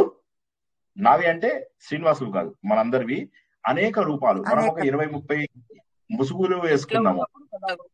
అదే ఒక మనిషి ఇంట్లో ఒక రకంగా ఉంటాడే, కొడుకు దగ్గర ఒక రకంగా ఉంటాడు తండ్రిగా, భార్య దగ్గర భర్తగా ఉంటాడు, అన్నదమ్ముల దగ్గర అన్నగారుగా తమ్ముళ్ళలాగా ఉంటాడు, ఆఫీస్ లో ఒక ఆఫీసర్ గా ఉంటాడు. అదే వ్యక్తి, అదే వ్యక్తి. సో కాబట్టి ఇక్కడ ఏంటి, మొదటిదేమో ఇప్పుడు మనము చూస్తున్నటువంటి నువ్వు ఎలా ఉన్నావు. రెండవది ఏంటంటే క్వశ్చన్, జాన్వీ కపూర్ లాగా. ఇప్పుడు అక్కడ క్వశ్చన్ ఏం జవాబు చెప్పాలి? జాన్వీ కపూర్ లాగా ఉంది అంటే అది ఫూలిష్నెస్. జాన్వీ కపూర్ లాగా అలంకరణ చేసుకొని ఉంది. జాన్వీ కపూర్ లాగా బోరీ కపూర్ తో ఆడుకుంటుంది అంటే అప్పుడు చిన్నగా. చెప్పండి మీ డౌట్ ఏంటి? అంటే అప్పుడు చేస్తే పని ఒకటి ఉంటేనే, ఉపమా వాచకం అనేది ఒకటి ఉంటేనే అది ఫుల్ గా సెంటెన్స్ అవుతుంది. ఉపమా వాచకమే కాదు, సాధారణ ధర్మము ఖచ్చితంగా ఉండాలి అంటున్నాను. ఉపమా వాచకము అంటే ఇవ అనేటటువంటిది ఉపమా వాచకము. ఇవ ఉంది అలా, ఇక్కడ సాధారణ ధర్మం కూడా ఉండాలి అని చెప్తున్నా. ఆ సాధారణ ధర్మము ప్రతిథ ప్రతాపః.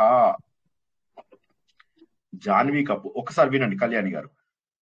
జాన్వీ కపూర్ లాగా 3 వచ్చేసాయి ఇందులో మనకు. మొదటి జాన్వీ కపూర్ ఉపమేయం, రెండవ జాన్వీ కపూర్ ఉపమానం, లాగా అనేటటువంటిది ఉపమా వాచకము.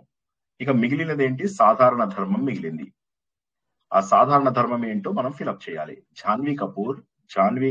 మీరు ఫస్ట్ అందరూ ప్రాక్టీస్ చేసుకోవాల్సింది ఏంటంటే 4 ఉంటాయి ఉపమానాలు. ఇవి 4 తెలియతే అన్ని అర్థం కావు. ఉపమానము అంటే ఎగ్జాంపుల్, ఉపమేయము అంటే కరెంట్ ఎవరి గురించి మాట్లాడుతున్నామో వారు, ప్రస్తుతము. ఉపమానము అంటే ఎగ్జాంపుల్. ఉపమా వాచకము అంటే వలే, లాగా అనేటటువంటిది ఉపమా వాచకము. ధర్మము అంటే ఏమో క్యారెక్టర్, రంగు, రుచి, వాసన, ఎత్తు, పొడుగు, తక్కువ, ఎక్కువ, ఊర్ధ్వం, నీచం, ఎరుపు, నెలుపు, తెలుపు, పసుపు, ప్రకాశవంతం, నల్లబడిపోవడము, వికాసము, బాధపడ్డము, ఏడవడము, గడబొబ్బలు పెట్టడము, పారాయణాలు చేయడము, శనగలు తినడము, ఇవన్నీ కూడా దేనికి వస్తాయంటే సాధారణ ధర్మంలోకి వస్తాయి.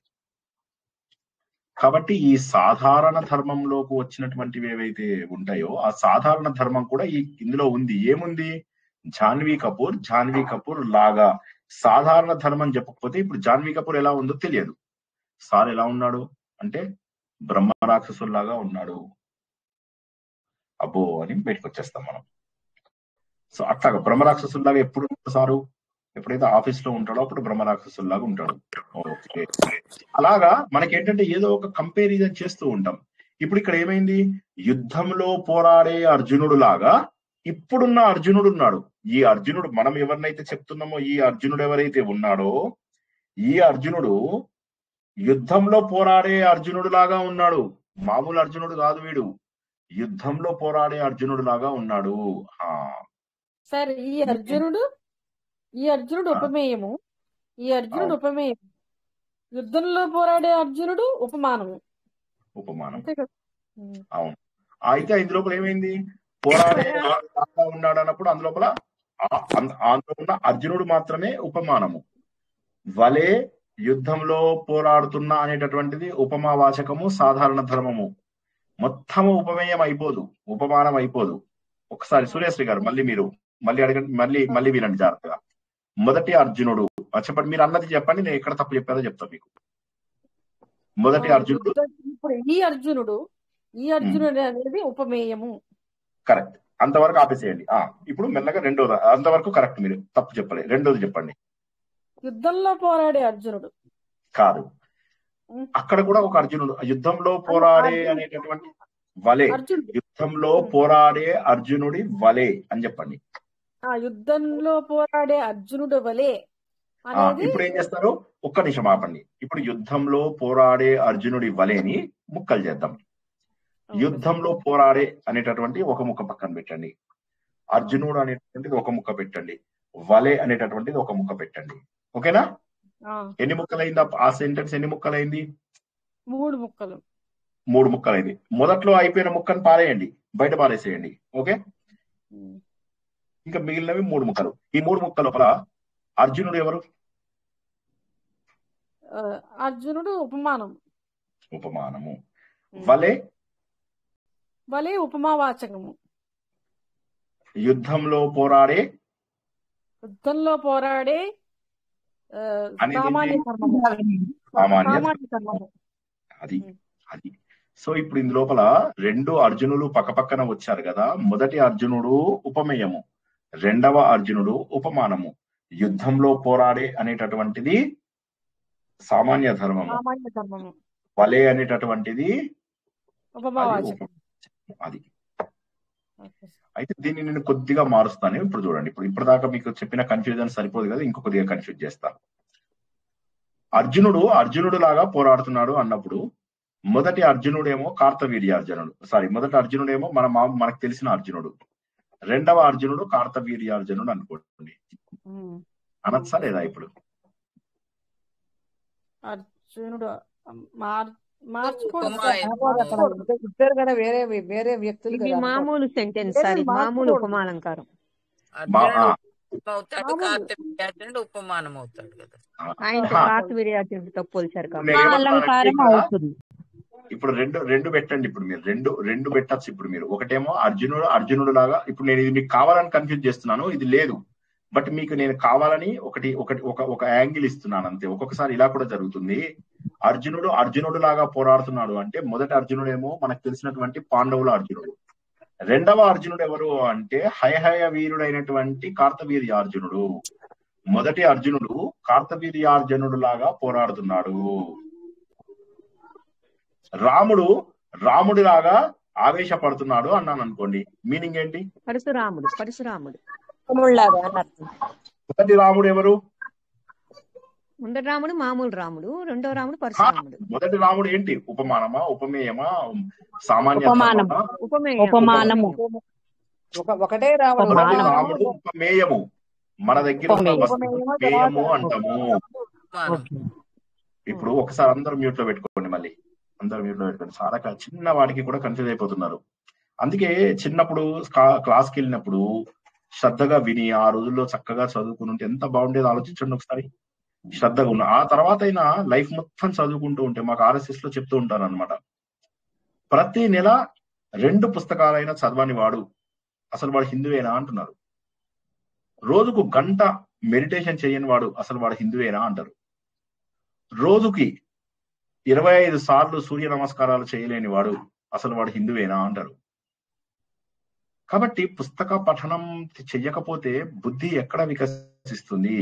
మనం చేసే ఈ అనవసరమైన పనులు ఎన్నో చేసే బదులుగా చక్కటి పుస్తకాలు చదువుతూ చక్కటి ఇదిలో పెడుతూ బుద్ధి వికసింపజేసుకోవచ్చు కదా. సో జాగ్రత్తగా వినండి. ఉపమేయము అంటే మన దగ్గర ఉన్న వస్తువు దేన్నైతే కంపేర్ చెయ్యాలో అది. ఉపమానము అంటే ఎగ్జాంపుల్.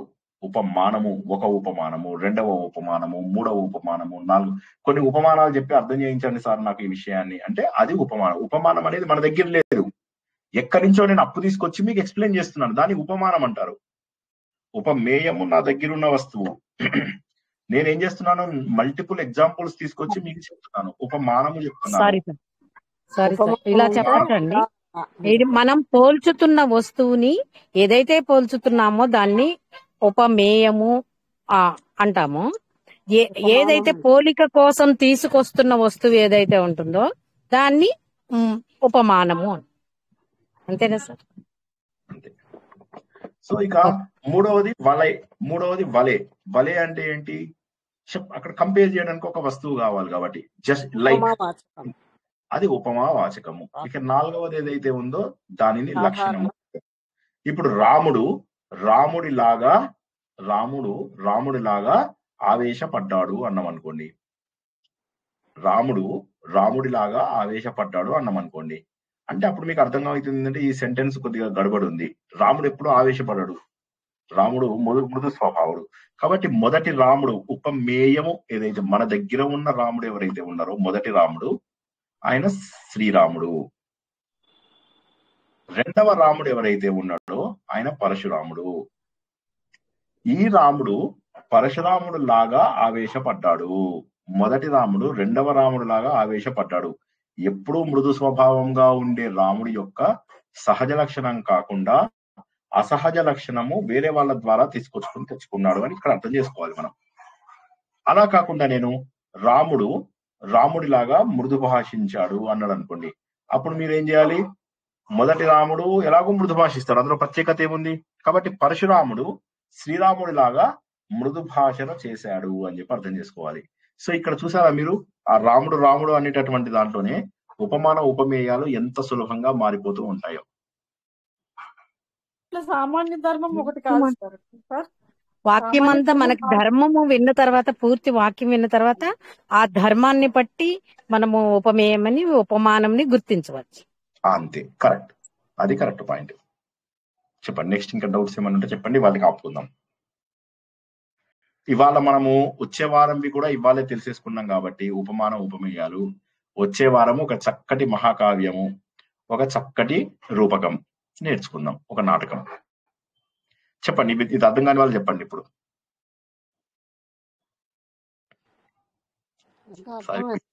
ఈ వయసులో ఏంటి సార్ ఇన్ని తిప్పలు పెడుతున్నారు వాళ్ళని? ఏం సార్ ఇన్ని తిప్పలు పెడుతున్నారు ఈ వయసులో? ఏడికెళ్ళి వస్తాయి సార్ ఇవన్నీ? ఏదో పారాయణం చేయండి, మీరు కూడా మెడలు వేసుకోండి, అది వేసుకున్నారు కదా, ఏంటి పారాయణాలు చేద్దాం. జీవితంలో మేము ఎదగం సార్, మాకు ఎదగాలని లేదు, పారాయణాలే చేస్తాం మేము. ఎదగకండి, ఎవరికి లాస్, ఏం చేస్తాం? వచ్చింది ఒక్క జన్మ. ఈ జన్మని మనము బుద్ధికి పని పెట్టకుండా వెళ్ళిపోదాము అంటే ఎంత కష్టం చెప్పండి. ఏదో కష్టపడి బుద్ధికి, ఇప్పుడు ఎందుకంటే పారాయణాలే చేయించాలంటే ఇంత కష్టపడక్కర్లేదు. మనం గుంపులో గోవింద కొన్ని వందల వేల మంది అమాయకులు, మూర్ఖులు వీళ్ళందరూ చేస్తున్నారు పారాయణలు.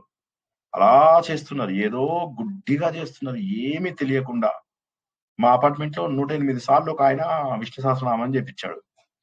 చేపించిన తర్వాత అందరం చేసాం అందరిళ్లలో. ఆయన ఏమన్నాడు తర్వాత మొత్తం అయిన తర్వాత, నా కూతురు పెళ్లి విష్ణు సహస్రనామం అందరిళ్లలో అయినందువల్ల అయింది అని చెప్పేసి అంటున్నాడు. ఇప్పుడు ఈ 107 ఇంతమంది చేసిన వాళ్ళందరి ఇది పోయింది, తను పుణ్యం లాగేసుకున్నాడు. సరే, ఆయనకి విశ్వం విష్ణుర్ వషట్కారం అంటే ఏంటండి అర్థం అంటే, ఇప్పుడు అవన్నీ మనకి ఎందుకండి అంటున్నాడు. ఏమని చెప్తాం ఇప్పుడు? బండగా చదువుతున్నాడు, నోటికొచ్చు, మళ్ళీ ఇట్లా అప్పుడప్పుడు మధ్యలో విశ్వం విష్ణు ఇట్లా మళ్ళీ ఇలా. ఇదేందో నాకు అర్థం కాదు, ఇదేంది మళ్ళీ మధ్యలో ఈ పిచ్చి వేషాలు ఎన్ని రోజులు? మనని మనము మార్చుకోనంత వరకు, ఆలోచన ఇక్కడ దీనికి పదును పెట్టనంత వరకు ఇది మట్టి కొట్టుకుపోయింది. బుర్ర మట్టి కొట్టుకుపోయింది. దాన్ని ఎట్లా ఉండాలంటే 70 ఏళ్ళు 80 ఏళ్ళు. అజిత్ దోవాల్ తెలుసా అండి మీకు ఎవరికైనా? ఆయన 82 ఏళ్ల వయసు. ఆయన ఇప్పటికీ కూడా ఫారిన్ అఫైర్స్ లో ఎలా తిరుగుతుంటాడు తెలుసా? ఎంత తిరుగుతూ ఉంటాడు, డిఫెన్స్ రిలేటెడ్ వీటిల్లో మొత్తం అడ్వైజర్, ఆయన చీఫ్ అడ్వైజర్. 80 ఏళ్ల వయసులాగా అనిపించదు ఆయనను చూస్తే మీకు. ఎంత యాక్టివ్ గా ఉంటాడు తెలుసా? మేరీ క్యూరీ ఆమె హస్బెండ్ ఇద్దరు కూడా రేడియో యాక్టివ్ వీటి మీద రీసెర్చ్ చేసేవాళ్ళు. అన్నం తిన్నా, కూర్చున్నా, నించున్నా, పడుకున్నా వాళ్ళు జీవితం అంతా దానికోసమే కష్టపడ్డారు. ఇద్దరికి ఇవ్వచ్చాయి, నోబెల్ ప్రైజ్లు వచ్చాయి. బట్ అక్కడ చెప్పేది ఏంటంటే, ఆ బుర్రకు పదును పెట్టిన ప్రతి ఒక్కడు దేవుడే. ఎందుకంటే మానవాళికి సేవ చేసేటటువంటి ప్రతి ఒక్కడు దేవుడే. అది మీరు బండ పారాయణల ద్వారా, బండ పూజల ద్వారా రాదు. అది యాంత్రికమైనటువంటి పనుల ద్వారా దేవుణ్ణి చేరుకోలేం. ఇది అన్ని గ్రంథాలలో ఉన్నది. ఇది మనకెవరు చెప్పరు. యాంత్రికమైనటువంటి పనుల ద్వారా కాదు. మళ్ళీ చెప్తున్నా, పారాయణం చేసినా కూడా ఆ లెవెల్ వేరు. ఆ స్థాయిలో తప్పులు లేకుండా చేయడం చాలా కష్టం. గడబడవుతుంది, మధ్యలో కూడా టైం పాస్ కి ఇది చేస్తాము. ఎన్ని రకాల తప్పులు చేయాలో అన్ని తప్పులు చేస్తాం కర్మకాండలలో. బుర్రకి పదును పెట్టుకుని ఎందుకు చేస్తున్నామని చెప్పి కూర్చొని 10 నిమిషాలు చేసినా చాలు. పవిత్రమైన సమయం 10 నిమిషాలు చేసినా చాలు. గంగి గోవు పాలు గరిటెడైనను చాలు, కడువరైతేనేమి ఖరము పాలు. గాడిద పాలు కుండడైనా ఏం లాభం, గంగి గోవు పాలు గరిటెడైనను చాలు. మంచి ఆవు పాలు ఒక గరిటెడు చాలు. దీనికి పని పెట్టండి. ఎవ్వడు తెలివి ఎక్కువ ఉన్నోడు తెలివి తక్కువ ఉన్నోడు ఉండనే ఉండడు. దేవుడు అందరికీ సమానం ఇచ్చాడు. మీరు వాడుకోవడాన్ని బట్టి ఉంటుంది అంతే. నేను చెప్పడం 10% ఉంటే మీరు 90% రీసెర్చ్ చేసేటట్టుగా ఉండాలి. ఎంత సమయం స్వాధ్యాయంలో కేటాయించాలి? ఈ రోజు మాకు ఆర్ఎస్ఎస్ లో జరిగినటువంటి మీటింగు అధ్యయనం. ఆ అధ్యయనంలో ఏమని చెప్తారు తెలుసా? పరిచయము, అవగాహన, అధ్యయనం అని 3 భాగాలు అన్నమాట. పరిచయం ఏదో తెలుసు, అవగాహన కొన్ని ఫంక్షన్స్ ఎట్లా చేయాలి, అధ్యయనం దాన్ని పూర్తిగా అర్థం చేసుకోవడం. పరిచయం అంటే సెల్ ఫోన్ అంటే తెలుసా? తెలుసు. సెల్ ఫోన్ అంటే తెలుసు, చిన్నగా ఉంటాయి పెద్దగా ఉంటాయి ఈ సెల్ ఫోన్. అవగాహన, సెల్ ఫోన్ ఎట్లా ఆపరేట్ చేయాలో మొత్తం తెలుసు నాకు. అధ్యయనం, సెల్ ఫోన్ లోపల కొత్త ఫీచర్ నేనే కనిపెట్టి పెడతాను. సెల్ ఫోన్ టెక్నాలజీ ఏంటో తెలుసుకుంటాను. సెల్ ఫోన్ లో కొత్త యాప్స్ తయారు చేసి వేస్తాను. అది అధ్యయనం ద్వారా వస్తుంది. ఏది ఎలా చేస్తే లోపల డెవలపర్ ఆప్షన్స్ అని ఉంటాయి. డెవలపర్ ఆప్షన్స్ లోకి వెళ్ళి ఎన్ని రకాలుగా చేయొచ్చు మనం, దాన్ని అధ్యయనం అంటారు. ఏ విధంగానైతే మనకు పారాయణ, వివరణ, పారాయణ, వివరణ, ఆచరణ అని చెప్పి చెప్పుకున్నాము, అదే విధంగా మనకి ఇది కంపల్సరీగా అవసరం. ఇది బండగా వినకుండా ప్రశాంతంగా వినాలి. విని చక్కగా అర్థం చేసుకొని బ్రెయిన్ కి ఇది పెడితే ఎంత ఆహ్లాదంగా ఉంటుందో తెలుసా మనస్సు. అందులో ఇవాళ నేర్చుకున్న శ్లోకాలు కూడా చాలా అందమైనటువంటివి, చాలా అద్భుతమైనటువంటి శ్లోకాలని మనము తెలుసుకున్నాం మీరు. ఓకే. ఆత్మ సుఖము వీడిని ఆట కొరకు పాత్ర పోషణ చేసి సూత్రధారి విశ్రమించదని పాదం ఆశ్రయించి పరమ కరుణాంతరంగా శ్రీ పాండురంగ. జై శ్రీకృష్ణ. అందరూ కూడా బుద్ధికి కాస్త పనిపెట్టి కొంతలో కొంత, అంటే నాకు తెలుసు ఈ వయసులో ఇక చెప్పడం చాలా కష్టం అన్న విషయం నాకు తెలిసినప్పటికీ కూడా ఎంతో కొంత మనసు పెట్టాలి. మనసు పెడితే, మనసుంటే మార్గం లేకపోవడం ఉండదు. ఏ వయసులో వాళ్ళైనా కూడా నేర్చుకొని పైకి వస్తారు. 70 ఏళ్లకు 60 ఏళ్ళకి కూడా ఎగ్జామ్స్ రాసి ఎంఏలు అవి ఇవి రాసి పాస్ అయిన వాళ్ళు ఎంతమందో ఉన్నారు. అది పాస్ అవ్వకపోవడం అనేది లేదు. ఆ జీలు ఉండాలి. బండ పనులు చేసుకుంటూ వెళ్తాను అంటే చేసుకోండి, ఎన్నైనా చేసుకోవచ్చు. కానీ అవి కాకుండా ఎంత మనం ఆలోచించగలుగుతాము అనేటటువంటి దానిపైన మన జీవితం ఆధారపడి ఉంటుంది. అందరూ అలా ఆలోచన ద్వారా కొత్త విషయాలను తెలుసుకుంటూ స్వాధ్యాయం నిరంతరము జరుపుకుంటూ అధ్యయన మార్గంలో వెళ్తారని నా స్వాధ్యాయులందరినీ కోరుకుంటూ ఈ రోజు ప్రవచనాన్ని, ఈ రోజు తరగతిని ఇక్కడికి ముగిస్తున్నాం. జై శ్రీకృష్ణ. అందరికీ శుభం కలుగుగాక. శుభం భూయాత్. మళ్ళీ రేపు రాత్రి 9 గంటలకు పునర్దర్శనం. గురుగారు ఏమన్నా అడుగుతున్నారా? గురుగారు నేనే చెప్తున్నాను. రోజు నేను పారాయణం చేస్తానండి, ఇంట్లోనే చేసుకుంటా. లలితా సహస్రం పారాయణం రోజు చేసుకుంటాను. బట్ గ్రూపులో, సమూహాలలో చేయడం అనేది ఎప్పుడు వెళ్ళలేదు. నేను ఇంట్లో చేసుకుంటా, అర్థం తెలుసుకుంటూ చేసుకుంటా. కానీ రోజు చేసుకుంటాను. అది చేసుకోకుంటే నాకు ఎట్లాగో చాలా వెల్తీగా ఉంటుంది ఆ రోజు. ఇంకా వెరీ గుడ్, చేసుకోండి. కాకపోతే ఒకటి నేనేమంటానంటే దానిలో అర్థము, ఇప్పుడు మనం ఎన్నో అర్థం చేసుకుంటూనే చదువుతుంటా. అర్థం చేసుకుంటూ, ఇప్పుడు మీరు విష్ణు సహస్రనామం చదువుతున్నారంటే 1000 నామాల అర్థం మీకు తెలిసి ఉండాలి. లలిత సహస్రనామం తెలుసుకున్నారు అంటే 1000 నామముల యొక్క అర్థము, తాత్విక ఇది తెలిసి ఉండాలి. దాని బదులు ఏం చేయొచ్చు? ఒకే శ్లోకమును 1000 సార్లు చెయ్యండి.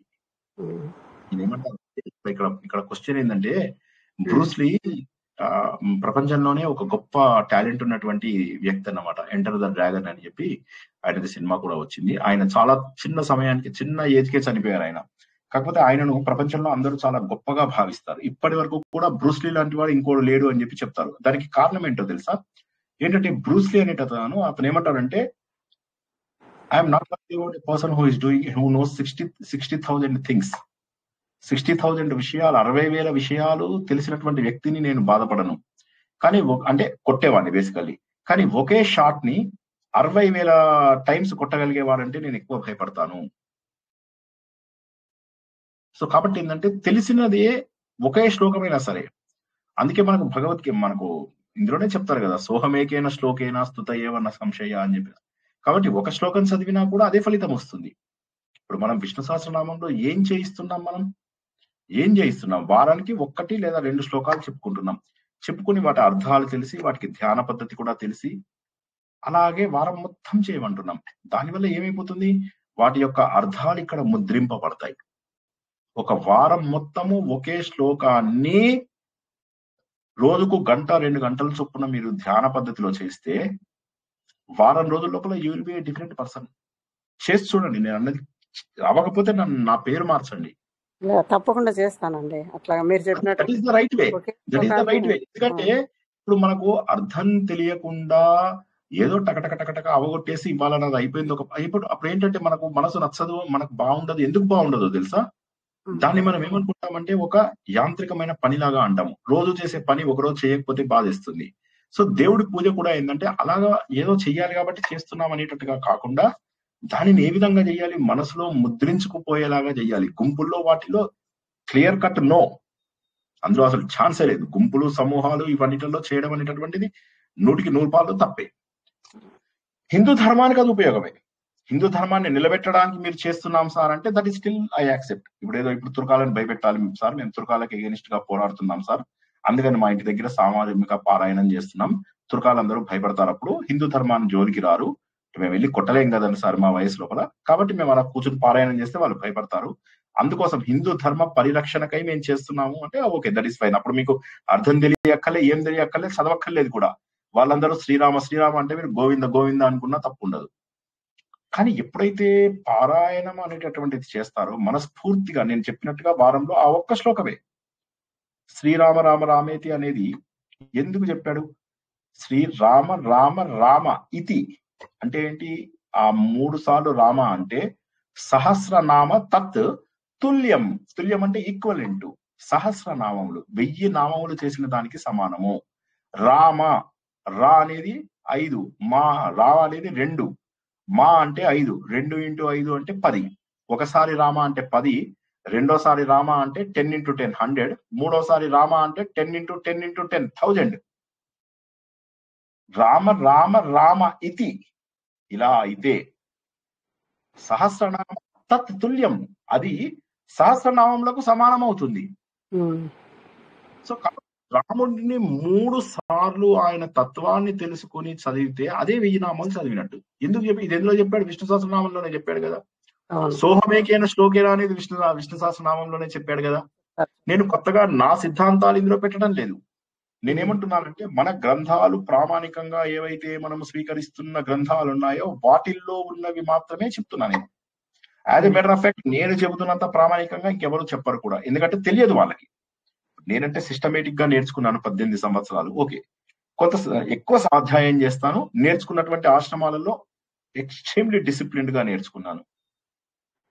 ఆ వచ్చిన RSS డిసిప్లిన్ మంచిగా ఇది ఉంది కాబట్టి ప్రామాణికంగా చెప్పడమే నా ఉద్దేశం. అది ప్రామాణికం కాకపోతే అసలు నేను చెప్పను కూడా.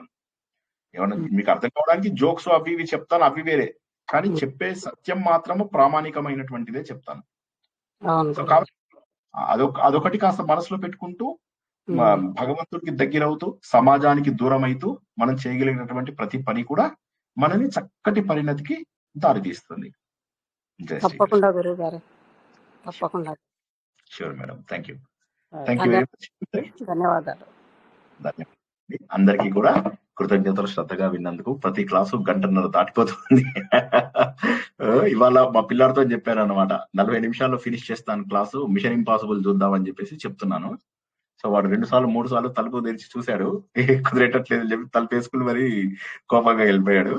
సో అందరికీ కూడా మరోసారి కృతజ్ఞతలు తెలియజేస్తూ, ఆలోచన ఒక్కటే మనని పరిణతి అనేటటువంటి దారిలోకి తీసుకెళ్తుందని అందరూ గుర్తిస్తారని ఆశిస్తూ ఈ రోజు తరగతిని ఇక్కడికి ముగించుకుందాం. పునర్దర్శనం రేపు రాత్రి 9 గంటలకు దశ శ్లోకి ప్రవచనంతో. జై శ్రీకృష్ణ. జై శ్రీకృష్ణ సార్.